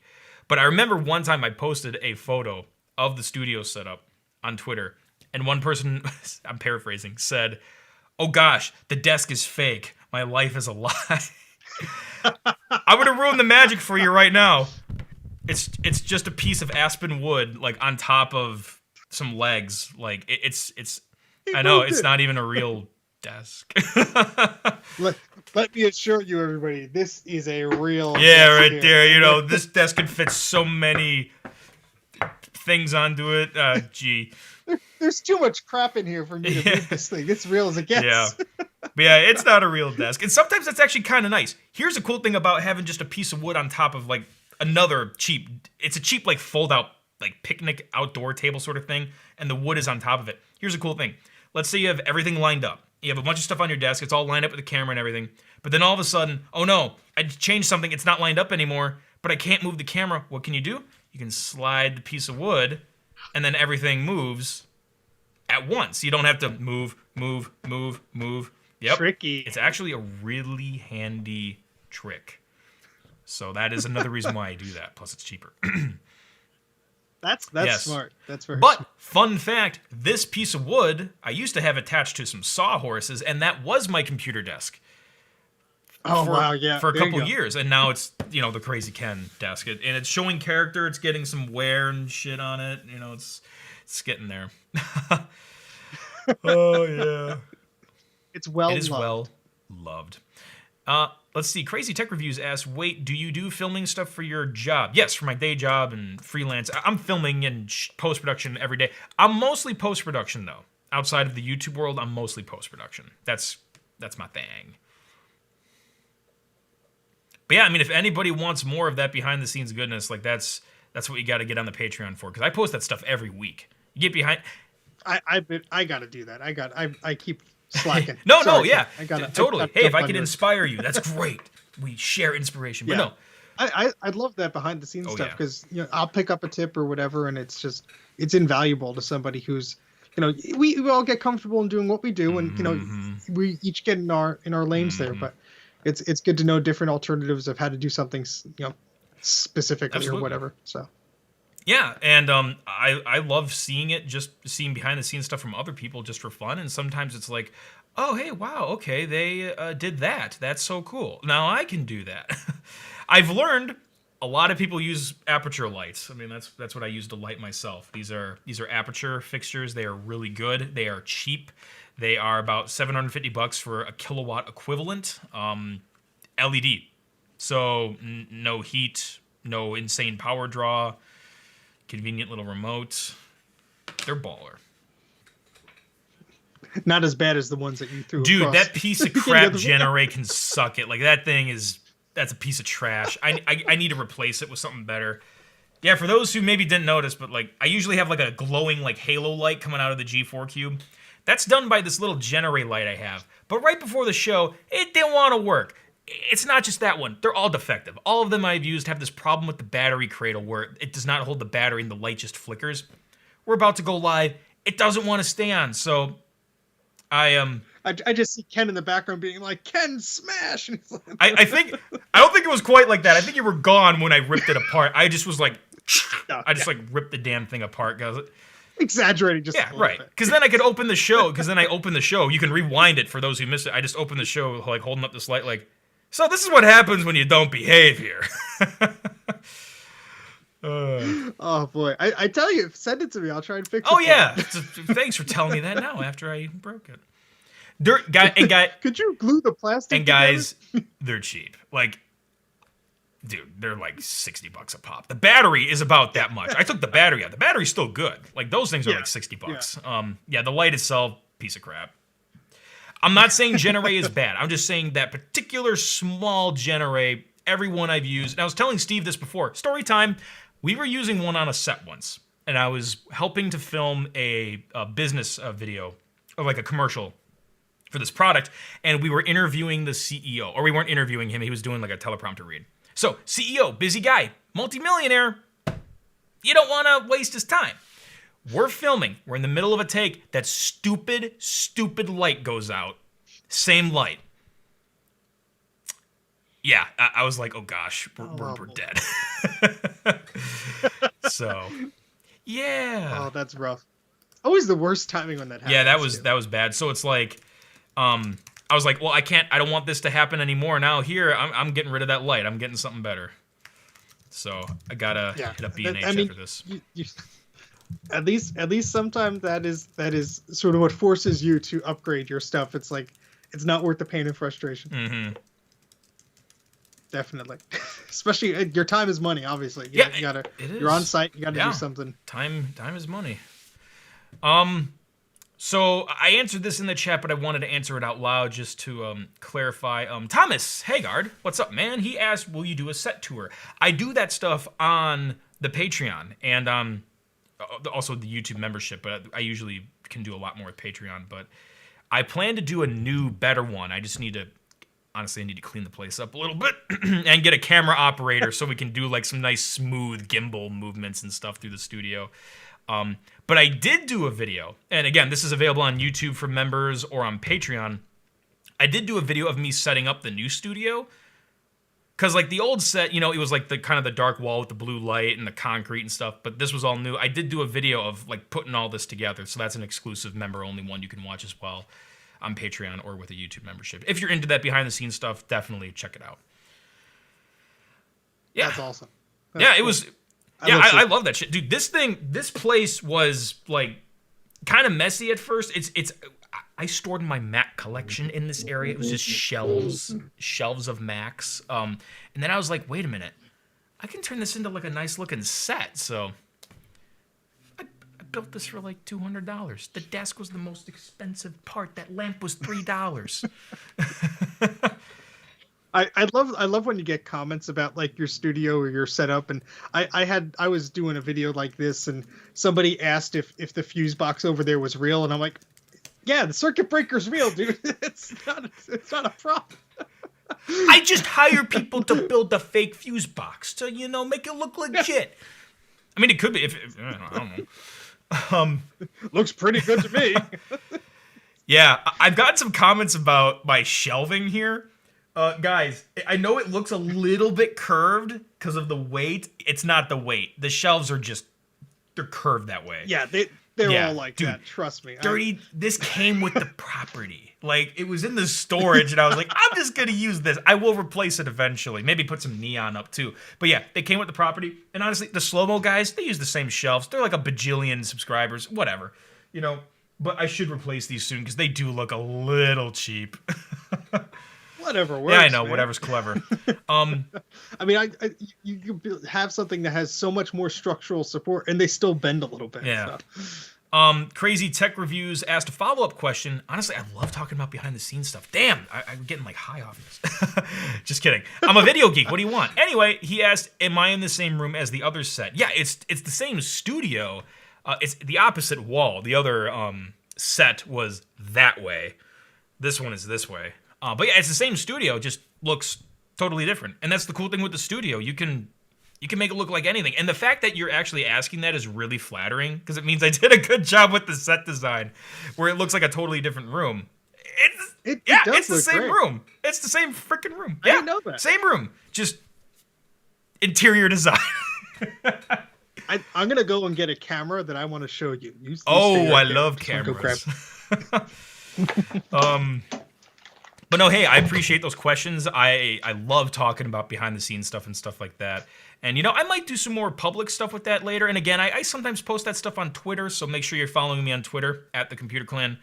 But if you want to get more of that stuff on a weekly basis, the Krazy Ken Computer Clan Patreon, that's the place to go, because you get that stuff on a weekly basis. And I'm actually planning on doing more that can be more educational. Like, I want to do a full studio tour and teach people things. I want to do a post-production workflow tour, show people how I mix my sound, how I color my video, like how I do the editing and the round tripping. I want to show all that stuff behind the scenes, and I plan to do more of that.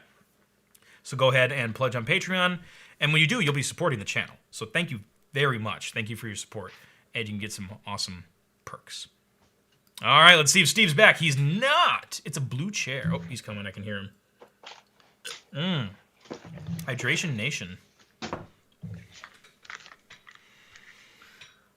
Oh boy, these are heavy. Steve.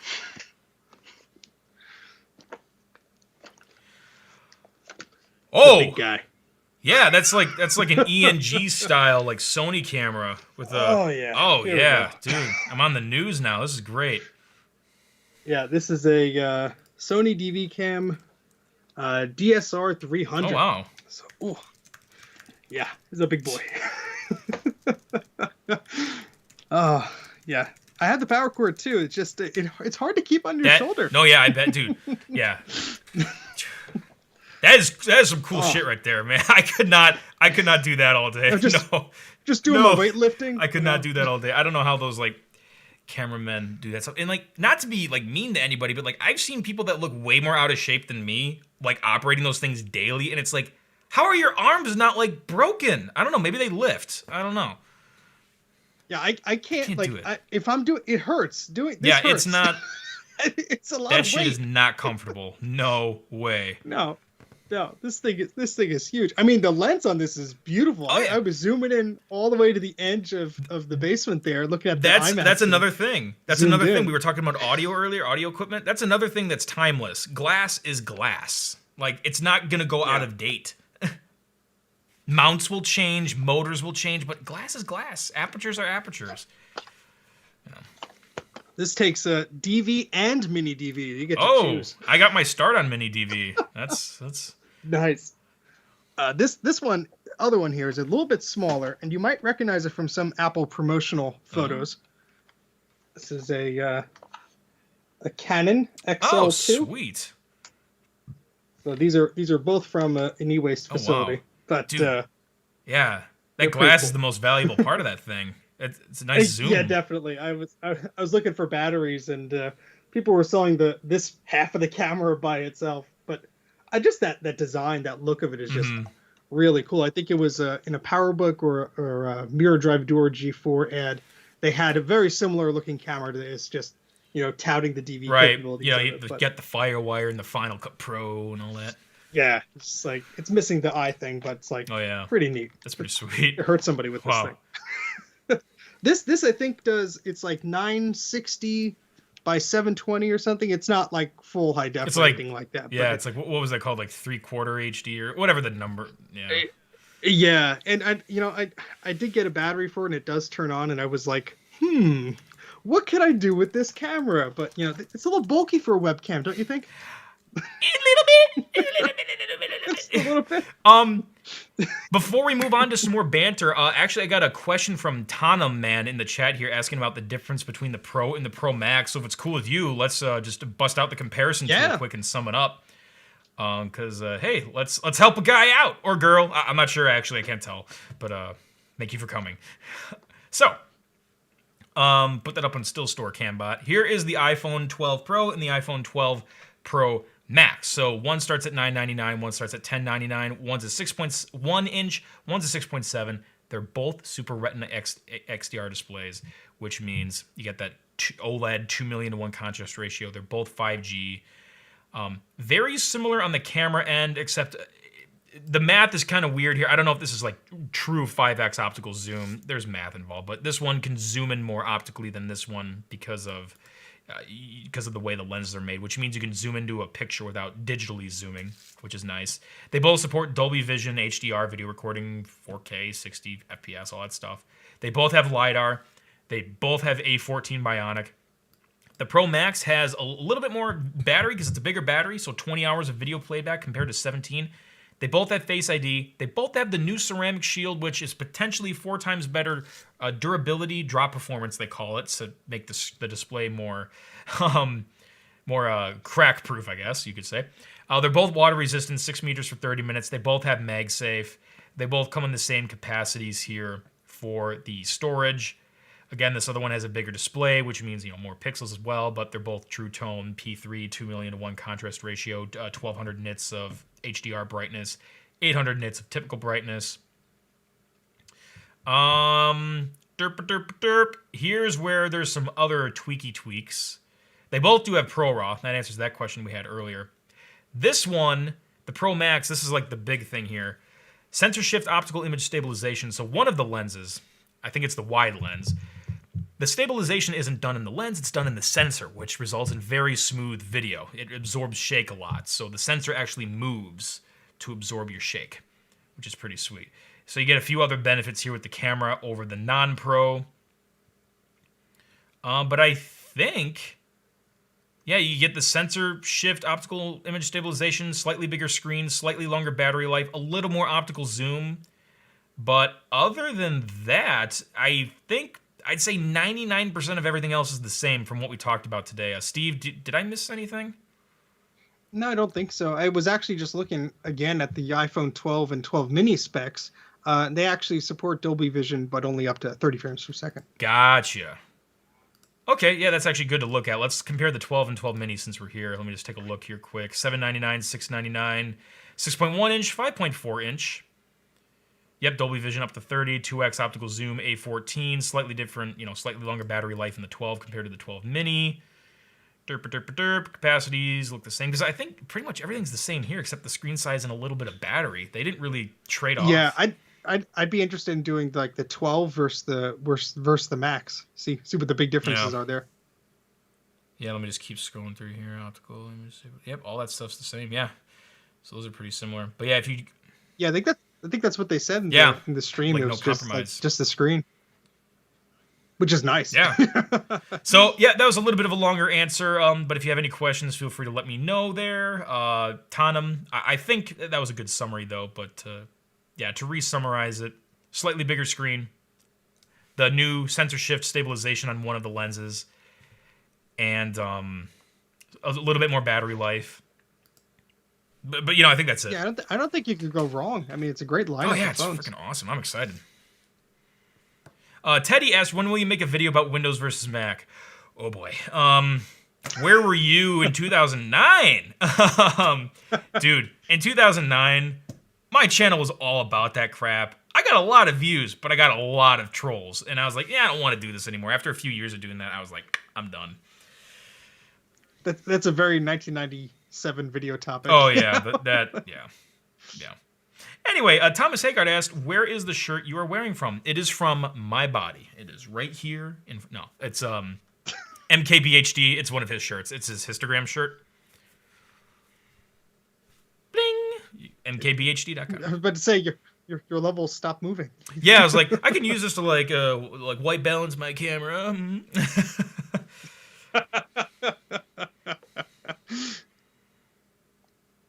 So yeah, yeah, the lineup looks good. I think I'm probably gonna get.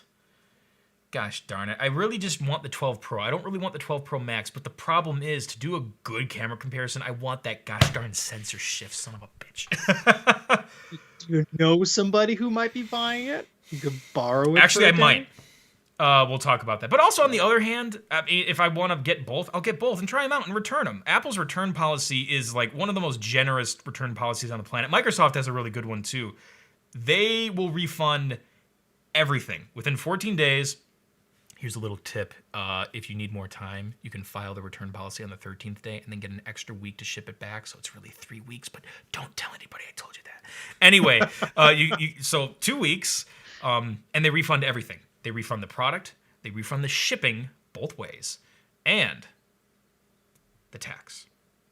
I don't know if that's applicable in every, county or whatever state, but here in the US at least, they refund all that, which is really nice. So if you want to buy both and try them both out, go ahead. You got to cover it up front, but then you can just return one. So there you go.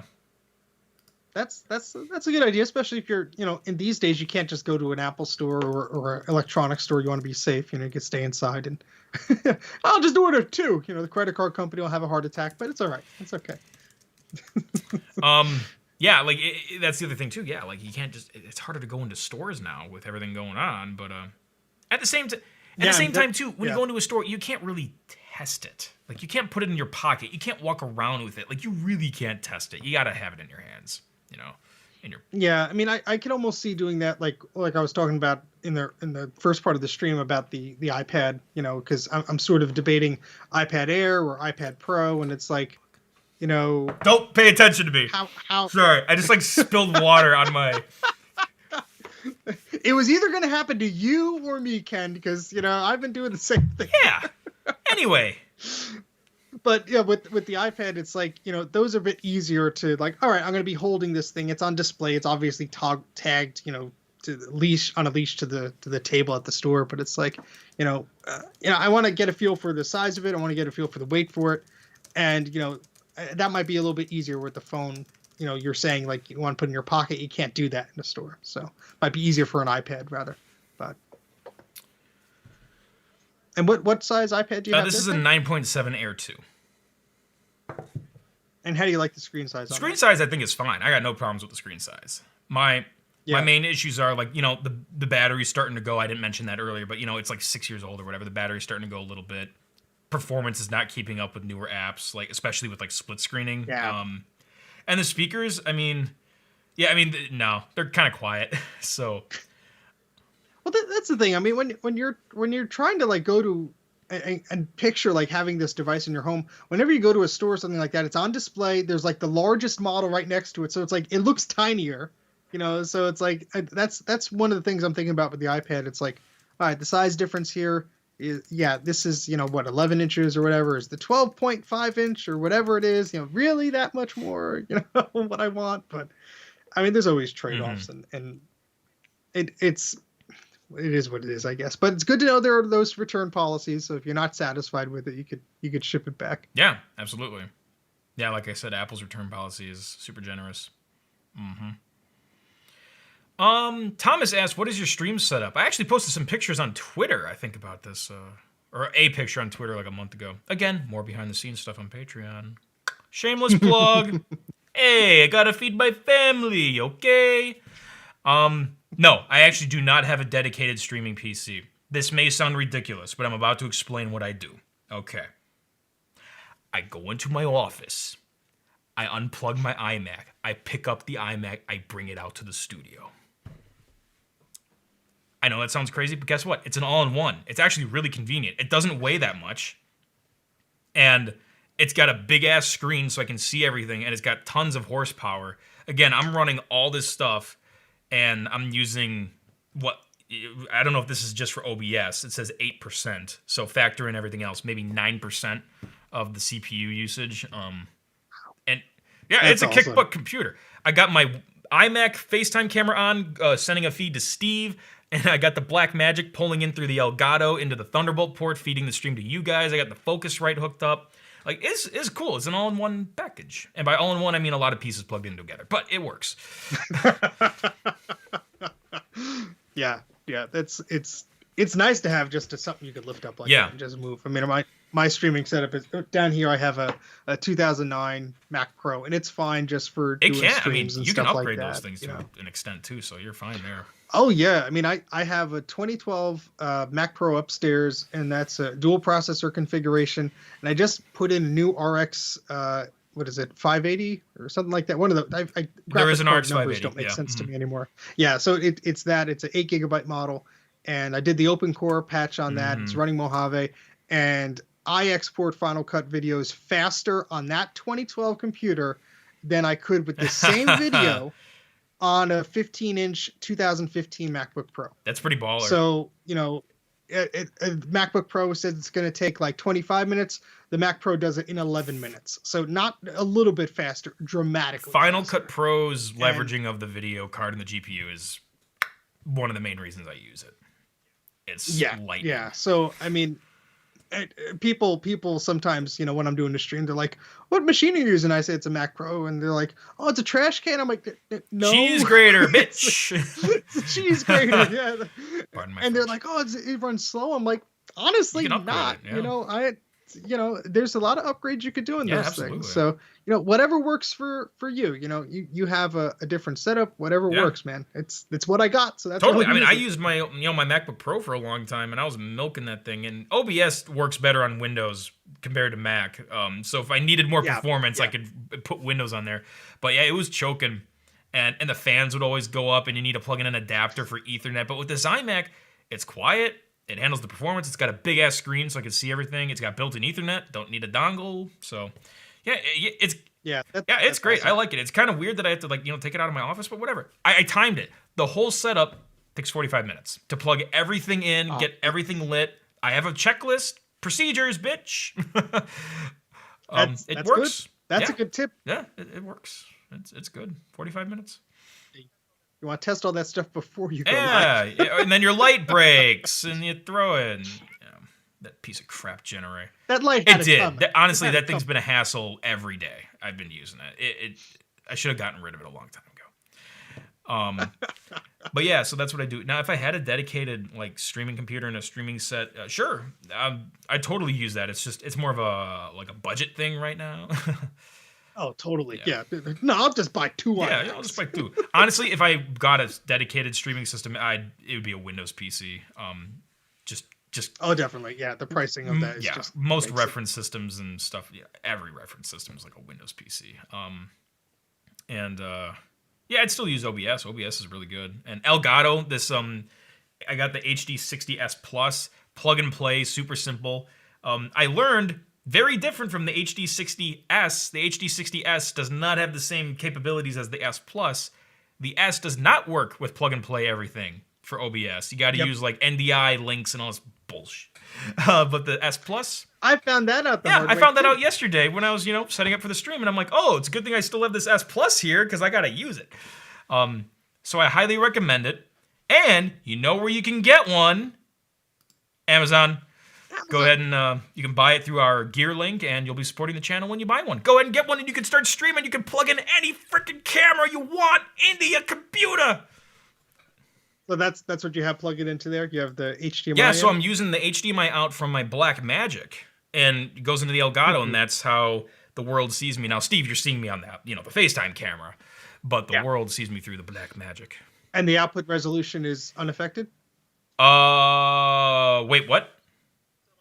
So like what resolution is it outputting? Oh, yeah, so it outputs at 1080. And okay. And that card can go up to 4K. But the camera, this particular camera can only output at 1080. Of course, it can record in 6K RAW. No problem. But it can only output 1080, which I thought was kind of silly, but it's only $19.95. It is the cheapest Super 35 6K RAW camera in the world.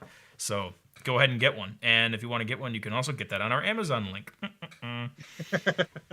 Yeah, because I was, I've been playing around with HDMI capture for a while, because one of the things I was trying to do in a streaming setup like this is I was trying to capture video signal from old computers like VGA, VB15. But the problem is that ain't easy.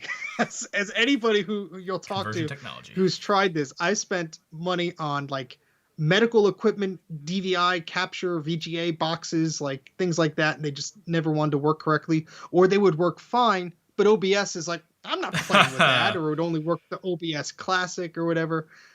So just a tip for anybody, the best investment I ever made, it was very cheap too, was getting one of these scalers that's behind me. And this scaler is just like a switch box. And, it has VGA in, it has composite and some other stuff in there too. But basically it will scale the VGA signal. And it's like, its whole purpose is to take oddball signals and upscale them or scale them to whatever you need it to be. So I'll put in like a 640 by 480 at 67 hertz signal, and it'll give me a 1080p signal out. So any HDMI capture box, even if it's this little blue cheapo one I got off eBay for about $60, it'll just think, oh, yeah, it's a 1080p signal, and it'll have no problem capturing anything at all, which is excellent, because I got to tell you, I was dealing with VGA splitters and this and that, and it was a giant headache, man. So I'm glad you brought up scalers, because that can absolutely eliminate those issues. Oh yeah, signals. And they're pretty cheap, because I guess people in the video industry, obviously they need the latest and greatest stuff, and not a lot of people are probably using VGA as their component of choice these days. No. So yeah, so you can get a scaler. I got it for the price of shipping. A friend of mine, Jay the House of Malt, was he just wanted the rack mount that it was on, and so I got the scaler from him for a few bucks, and it works pretty well. I just need a new power supply for it, but that's a trick. If you're trying to capture VGA, you got an HDMI capture box. You could go spend a few $100s on an all-in-one USB solution. If you have that money to spend, cool, go ahead. But scaler in my case worked okay, and I have a few VGA inputs. I could just do this and push a button instead of unplugging things back and forth. Ziad asked, what is my first phone? Oh, it was probably just some flip phone from the carrier. Gosh, I don't even know the brand. Okay, honestly, I was like 12, so I was like, this was so cool to have a cell phone. Like, I was like, wow, I have a calculator. It was pretty awesome. And keep in mind, this was before the iPhone. Like, hello. But it had a blue screen of death. Like, no joke. Ooh. Not like a Windows blue screen of death, but after I used it for a while, it would just boot up to a blue screen and would not work. So it didn't last super long. But I remember one of my favorite parts about it was when you would get a call, it had this LED on the outer part of the case, and it would flash in different colors. It was pretty sweet. Cool. I mean, come on. I'm 12 years old. It was a cool feature.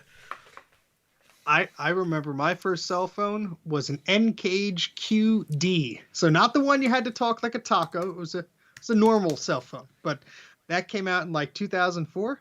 What model was that? And that was the N-Gage QD. QD. Yeah, it was the second model that they made. Oh, shit, son. But, yeah. I had a 1 megabyte data limit, and I never went over it. Good job. It was hard. But I never went over it. Web pages got compressed. Oh, yeah. It was very slow, but you know what? It did a pretty good job. Obviously, it was trying to be like a game console thing.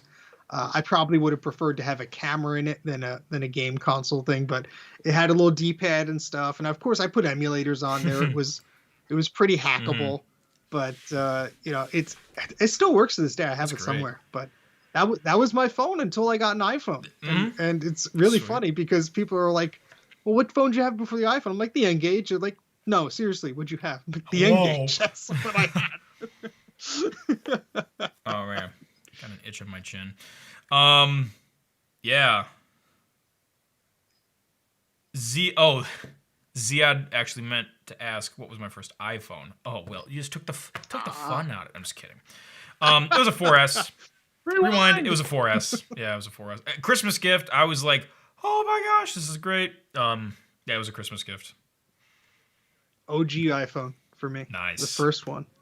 4 gigabytes, 4 whole Awesome. gigabytes. I just got paid I did a web gig where I thought I would never see the money, but it was like one of these things that you're doing something remotely. And so when I got the check, and I'm like, well, that's gonna go towards this iPhone. We got a person in the chat named 5-Pin DMX, which is funny because we were just talking about lights, and these aperture lights do have a 5-Pin DMX on them if you want to daisy chain them and connect them to a DMX board. But anyway, to answer your question, 5-Pin DMX, he said, what's your opinion on Apple including the LiDAR sensor, but not the TOF sensor? I'll answer that question with a question. What is the TOF sensor? Yeah. Steve, do you know? Okay, I have no No. idea. Like, I'm not. Terms of Ter- field. That was like a Doctor Evil laugh I did right there. Like, um, Tortoise of tortoise. fungus. We could What just is make things I don't up. know. I'm sorry. I don't know what TOF means. What's the TOF sensor? Terms of fudge. Um. Oh, time of flight. Oh, duh. Okay. What would that be used for? The phone flies now? What? Because like I know time of flight networking is used for things, but like, what is that used for? It flies to you. What would that do in the iPhone? Is that what? What would that do? I don't even know. It's a I'm good question. sorry. Is it a home? I know of it because I started using a feature recently that uses time of flight. I use my Apple Watch to unlock my Macs. That is so gosh darn convenient because it's not just that. It does anytime an authentication panel comes up, you can just double tap your Apple Watch side button and it does it. That's really nice. Should have been using that a while ago. But anyway, yeah, that uses time of flight, I believe, to scan object size in this case. Okay. I still like terms of Gotcha. flight. So it would help with AR. Interesting. To be honest, I don't know enough about that to say anything about that. That is cool. I don't know though. Sometimes I feel dumb when I don't know those things, but I'm just being honest. I don't know. One person asked, like, in my Apple Watch Series 6 First Impressions episode, they were like, "How do you feel about Force Touch not being in there?" And I had to think for a sec. I was like, "Oh yeah, it doesn't have Force Touch." That's how little I cared. Like, honestly, some people are like all about Force Touch, and it's like, dude, the amount of time I spend pressing my finger harder is the same amount of time I spend pressing and holding something on the screen. I don't give a shit that Force Touch is not in the Apple Watch Yeah. anymore. Yeah. Yeah. I mean, I tell the time, and once in a while, if I'm bored and I don't have my phone, I play with an app. But that's about Sometimes I just scroll the crown just to feel that awesome like ticking, the because you feel it and you Oh hear it. yeah. And I just actually learned a new feature. Wait. Oh my gosh. Oh yeah. Whoa, hang Let's on. see. Whoa. What'd you do? Okay, so when it's on theater mode, so it doesn't automatically turn on when you raise your wrist. If you turn the Yeah. crown, it gradually like dims the display up, and then you can. Oh, I did not know that. Okay, learned something new. I don't know Okay. if that's a I WatchOS did. 7 thing or something. I had an old Apple Watch for so Wow. long. I haven't upgraded because a weird thing happened to mine. I have no space on here Mm, mm, somehow. I don't put music on yeah. here or anything, but I had no space on the watch. So my iPhone did this thing where it obviously wanted me to update, and it goes to update the watch, and it goes, "You don't have any space." And I'm like, "Okay, Gee, thanks. what do I got to do?" It says open the watch app. I open the watch app. It gives me two options: update, delete. So I can either try and update again, and it'll fail, Or poof it. or I could erase the entire watch. And it's like, how is that the only option? So every like 10 minutes for like the past week, I get a notification, your Apple Watch is not updated. Your Apple Watch is not Uh-oh. updated. And you click dismiss and it comes back in 5 minutes. It's irritating. I'm recording a video on my iPhone. The notification pops up. It's like, really? You're going to bother me while I'm Of doing a course. video? I have do not disturb on. I'm recording a video. All of a sudden, the whole video is laggy now because this Oh notification is my coming up. gosh. Come on. So I got to figure that out. But I can't go into the watch app to delete stuff from my watch because it's like stuck in this mode where it's like, no, the update failed. So I'm sorry, Steve. I don't know what I'm going to do. It's so What watch do you have frustrating. again? It's the Series Series 3, 3. so it's Yeah, not too okay, old. yeah. I was going to say, I'm on a Yeah. first gen and I haven't had that misfortune, so I'm sorry that happened. Dear Oh, Tim Cook. gosh. But yeah, I'm loving this thing. I mean, I like the blue. I like the braided solo loop. If you haven't seen my first impressions episode, check it out. It's on my channel. I didn't do a full review, but I did do a comparison with it against that knockoff Apple Watch, the Max Watch. Check that out too. That was a good one. But yeah, I like this thing. But filming B-roll of watches, pain in the dick. They're just so small and everything, and especially that knockoff watch. The screen only stays on for like 7 seconds, and you can't change it in the settings.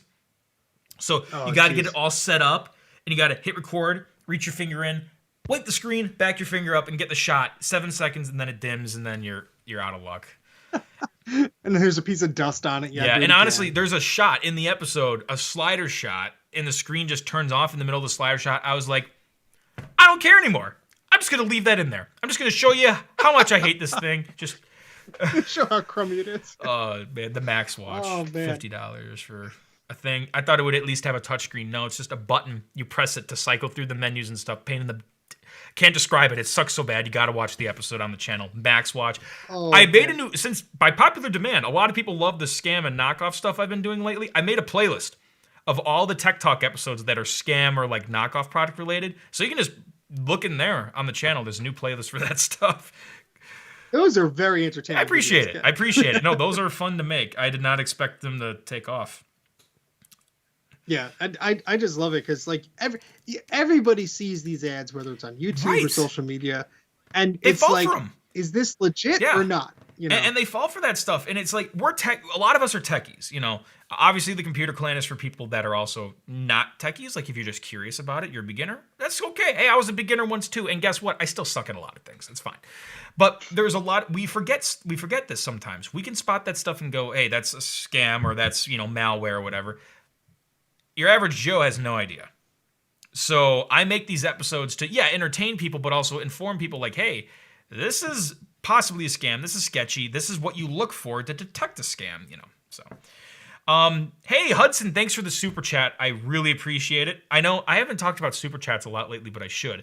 If you want to promote yourself and make your message really big and stand out, go ahead and send a super chat because that's what Hudson did, and that's how he gets that big-ass banner. But anyway, he asked, what do you think of the HomePod Mini? I like it. I think the price is good. I need to hear it in person to hear how good it sounds.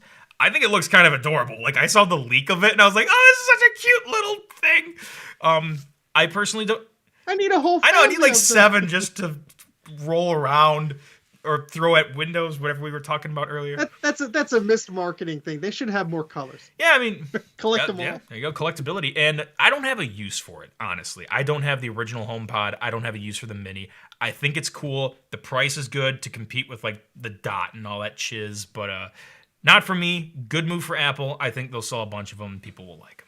According to Snazzy Labs, or no, it wasn't him. I think it was someone else that said no one's going to buy it, but people will. They sell. Yeah, and I think the price point is enough of like, well, just get it as a gift for somebody. Sure. It's one of those. And again, I'm kind of picky about having like listening things in my house. I'm not a huge fan. And I remember one time my mother got a gift. It was an Amazon Dot. And I was like, I don't know if you want that in your house. Here's the awkward part, though. It was bought on Amazon. So if you return it, the person who bought it as your gift is going to know. And it's just so awkward. And here's the thing. I'm just going to say this. I say this to everybody in person, so I'm going to say it online. I don't think giving gifts is really that economically smart. If you really know what someone wants, maybe. But if you want to give something, I mean, I think making something yourself, giving someone your time, I think that's way more valuable than any physical object. But Yeah, making something. I love personalized gifts, or I'll make something for someone. I think that's way more special than a physical object. But if you don't want to go that touchy-feely emotional route and you just want to, get something, guess what? Give the person money. That is the best economical decision because it won't go to waste. Because when you return stuff, that value goes down. People have to spend more time to get it shipped back, restocked. It's not good. Boxing Day is not a happy day. And sometimes they don't even restock it if it's a lower priced item. You see these videos on YouTube of these guys that buy like a pallet of like returns, right? And it's all just that like does random happen. stuff. Actually, someone came to me and said we should do that for a Krazy Ken episode. Just get like one of those Amazon pallets and just dig through it. And I thought maybe it could be fun. I got stabbed with something. Yeah, like this is a knife. It's really sharp. Yeah, don't dive into. Hang on, there might be a tourniquet in here somewhere. Here we go. Here we go. Band-Aids.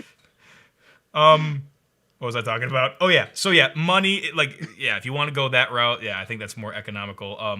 Gift cards is like the next best option, because then it's a little less awkward. If you know the person right, exactly. You got to know the person goes to that place, and then you can make the dad joke. Don't spend it all in one place. I think I once got a gift card to. It was something I would have never used. It was like for a Microsoft Xbox or like a Zune store, something I just didn't have like the thing at the time. And I just remember like having to like trade it to somebody else. Just gave me like half the value for it. I'm like, I'm not going to use this.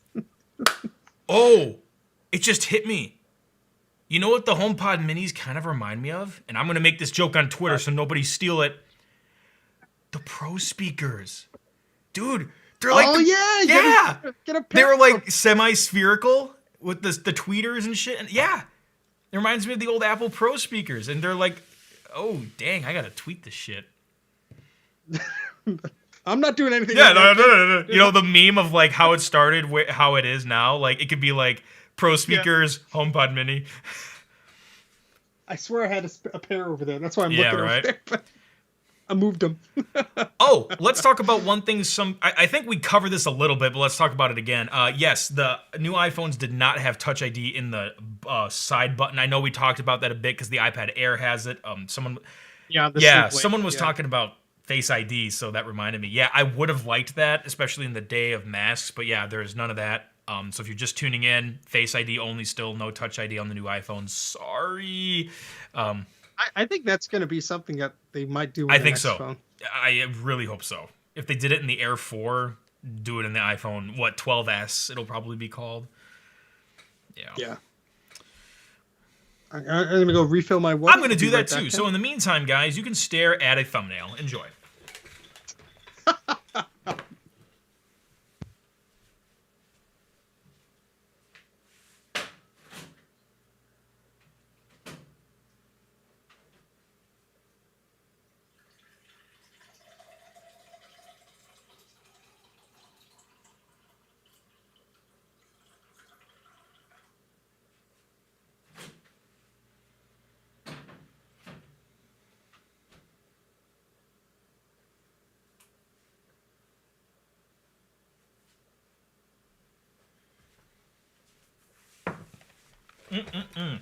You know, that water isn't fully chilled yet, so it does taste a little weird. It's the water here is not the greatest. I pour it through a filter, but if it's not cold, it kind of tastes a little especially now because I think I got to refill my tank with some salt. It's tasting a little metally, you know? You probably know what I mean. It's water. We all drink it. Anyway, this has been a lot of fun. I mean, I can't stay for too much longer, though, so we probably got to wrap this up soon, but there's still like 200 people here, so I'd like to keep the party going for a little bit, but I do have to wrap up soon. But stay tuned for lots of cool stuff coming from us. When we get the new iPhone in, we'll do at least one episode about that, probably a camera comparison.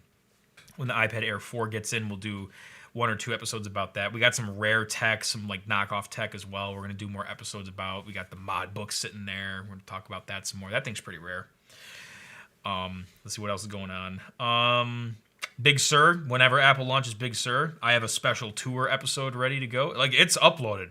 It's ready to go. Patrons can already watch it, actually. It's ready to go. I just don't want to flip the switch because I want to wait until Apple actually launches the operating system. So a lot of good stuff coming up, so make sure you're subscribed and stay tuned for that. And Steve is back. I just found a new use for these spare speakers that you probably have now because you're going to buy these HomePods. Instant Princess Leia costume. Oh! Very timely. Well, look at that. That's so nice. You know, I was just watching the Toys That Made Us, and I was watching the Star Wars episode. Oh, that's Yeah, a good I love series. that was good. That and High Score, the video game history docuseries. Those were good. I started that. Oh, I it's didn't get so too far freaking yet. good. Oh gosh.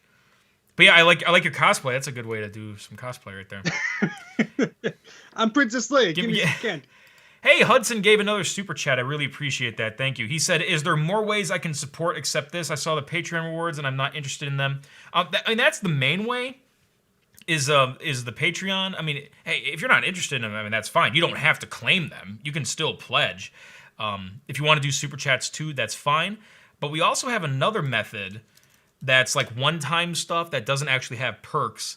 And I don't promote this too much, but we have a coffee. So I will send this to you. It's coffee.com/computerclan. And again, I don't promote this too much, but it's a place if you just want to do like a one-time donation and you don't want perks or anything, you can just send us a little something there. Or you can do super chats, I appreciate your support, so thank you. Wait, you can buy a shirt. Ken has some. That's cool true. shirts. We do have merch as well. I think those show up on live streams down there. There should be the merch links. I'm not seeing it, but I'm sure you have a link in your description. I actually don't, because the shelf usually shows up, but it probably doesn't show up on live. You know what? I could push it though in the chat. Oh, there you I can go. do a merchandise push in the chat. So like the Blue Screen of Death T-shirt has been kind of. Oh, it says this one's pinned currently. What? I don't see it. I think YouTube might be bugging out a little bit.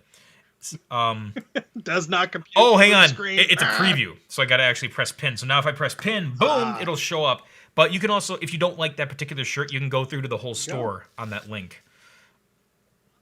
Awesome. Yeah, Teespring makes some really cool stuff. That's where Yeah, this there one's you go. from too. Yeah, so. Teespring is quality. great. I love Teespring. Yeah, the Blue Screen of Death shirt, the Conversion Technology shirt, because that's like a running joke in the Krazy Ken universe. That's a popular shirt. I think our third most popular shirt is the Commodore one, where it's like, 10, eat, 20, sleep, 30, program, 40, go to 10, and it loops. That's a pretty good one too. But yeah. I like reading the text on the blue screen. Oh yeah. Why are you standing so close? Personal Spend space some here. time and read all the text on the Blue Screen of Death t-shirt. But yeah, if you want to support us that way too and get a shirt, go ahead. Hey, you got hoodies too. It's winter coming up, at least in this hemisphere, so. No, Ziad, I do not plan on getting the Pixel 5. I had fun with the 4A though. So I probably have missed this, or maybe I'm just forgetting, but what's the origin of your conversion technology shirt? I obviously know there's an HDI 45 to DB15 connector on it, but so, and I've gotten this question a few times recently, and I probably should reply to some more comments, but so in the very first episode of Krazy Ken's Tech Misadventures, like back in December 2015, I was converting VHS compact to full-size VHS with, one of those things that stretches the tape, and I jokingly called it conversion technology with that emphasis. And I had a feeling in my head, if I said it goofily like that and I repeated it a few times throughout a sentence, it would stick in people's heads. Maybe it would become a running joke. And it did. It stuck. People joke about it all the time in the comments and stuff. It became a running gag throughout the whole lore and everything. But it started with the first episode with that tape converter. Yeah. And then it became it became a shirt and everything else. And people recognize me when I'm wearing the shirt out in public. They probably recognize the shirt more than the face. I'll not even be at a tech convention, but I'll have the shirt on, maybe going to my hotel or something, and people will recognize me, and I think that's awesome. But yeah, people know the shirt. It's the guy who wears the shirt guy. Yeah. But it's cool. It's That's fun. really funny. That's cool. That's a perfect adapter too to feature. Oh yeah, I was going through my storage, and I was like, what should I model this shirt off of? And I found that HDI 45, whatever it was, and that's because that's a deep cut. only people who've had to deal with that monstrosity of a connector. Gosh. I mean, if you ever come over, dude, I have the one monitor Apple made that has that connector on it. Nice. And it has AV ports on the side. It has sound. It's a crazy setup. and I have the Performa. I'm sorry, I think it's the Power Mac. Yeah, the Power Mac 660 AV to go with Yeah. it. So that'll be fun to tinker around with. Yeah, and I should probably make another version of the shirt with like a different adapter on it. It's like an octopus of. I was dongles. thinking like maybe like a Medusa, Oh, this water has a really bad aftertaste. Oh gosh, that filter's not that old. What the heck? Oh, dude, it tastes like metal. Like I just. Oh. If you got a split, I'll keep. Just gonna company. set that over there. I sold the Pixel 4a Ziad, since you keep asking repeatedly in the chat. Yeah, I mean that you can't just buy these phones and just keep them. You go bankrupt. Yeah, I mean I'm working on getting review units, but like that particular time that didn't happen, so I just bought it because it was cheap, and it worked. I mean that episode got like 106,000 views, and like I don't do like reviews much. That was like one of my first reviews, and it actually worked okay. Mm-hmm. The Surface Duo flunked. Like nobody watched that one. Like. Okay. That's cool. This is a lot of fun, but I gotta wrap this up here. No, but and I keep pasting the wrong link in here, so that's my all right. apologies. But yeah, we had like over 13,000 people here tonight, so that was pretty awesome. I appreciate everyone coming out here. And again, subscribe and stay tuned because we have a lot of other cool stuff coming from the Computer Clan. And Steve from Mac84. Thank you so much Absolutely, for having me, Ken. thank you for being here. I know you're posting some links in the chat there, but just a general reminder for everybody watching. His Twitter and YouTube are down in the description down there. Yep.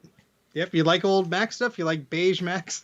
Anything that's old and Apple, I'm probably the guy who's covering it on YouTube, and I love just doing crazy live streams and scripted videos too. So that's a lot of fun. And I did fix that link. It's in the chat there for the shirt. So if you do like this, you could go get your Crazy Ken discount. Oh yeah, he gave a discount just for the people watching the chat tonight, which was really sweet. Just for you guys. And some may not know this, but Steve and also Bruce, who is Brankus Creations in the chat there, they're sometimes my subject matter experts, so they may not be on camera for a Crazy Ken episode, but they are helping behind the scenes, like, write and fact check. So, like, they know a lot of this stuff. Like, and I do my research, of course, but I like to go to them, too, because, like, they already, like, know all this stuff, and it's just nice to pick their brains. So they help out behind the scenes on and off, too, so that's really good. Yeah, and it was always awesome to just talk to you about that stuff because, a lot of the times the videos that get popular are the videos that get it wrong, but it's great to have a person like you who are trying to everyone screws up, but people who care so much about the subject that they want to get the facts right, they want to tell the complete story, and it's always cool to find a creator like yourself who does that type of stuff and does the extra homework. Yeah, absolutely. I'm all for my rule is everything I have in my video has to have like 2 sources to back it up because I want to have stuff cross-checked. But yeah, like one great example is, we were talking about this earlier, the collaboration episode about why computers break. Hugh Jeffries was in it, Apic Guy was in it, obviously I was in it. We're the people on the surface, but Bruce and Steve were behind the scenes helping me write that damn thing. So yeah. That was a great. I mean, there's so much to cover in that video that you do need to reach out to people, and I appreciate you reaching out to myself and Bruce about that because the people that know this stuff the most are the people that have unfortunately had to repair this stuff. Yeah, exactly. So. Like that's why I came. That's why I came to you guys because that's one thing I've totally learned. Like you don't really know something unless you have done it, and you've done it a lot. So that's why I came to you guys. So. Everyone, this was a lot of fun. I would keep going, but like I said, I still got other things I got to do. I got a day job, and I'm like gonna be sleepy soon. But anyway, Steve, thanks for being on the show. Everyone, thanks for watching. Catch the crazy, pass it on.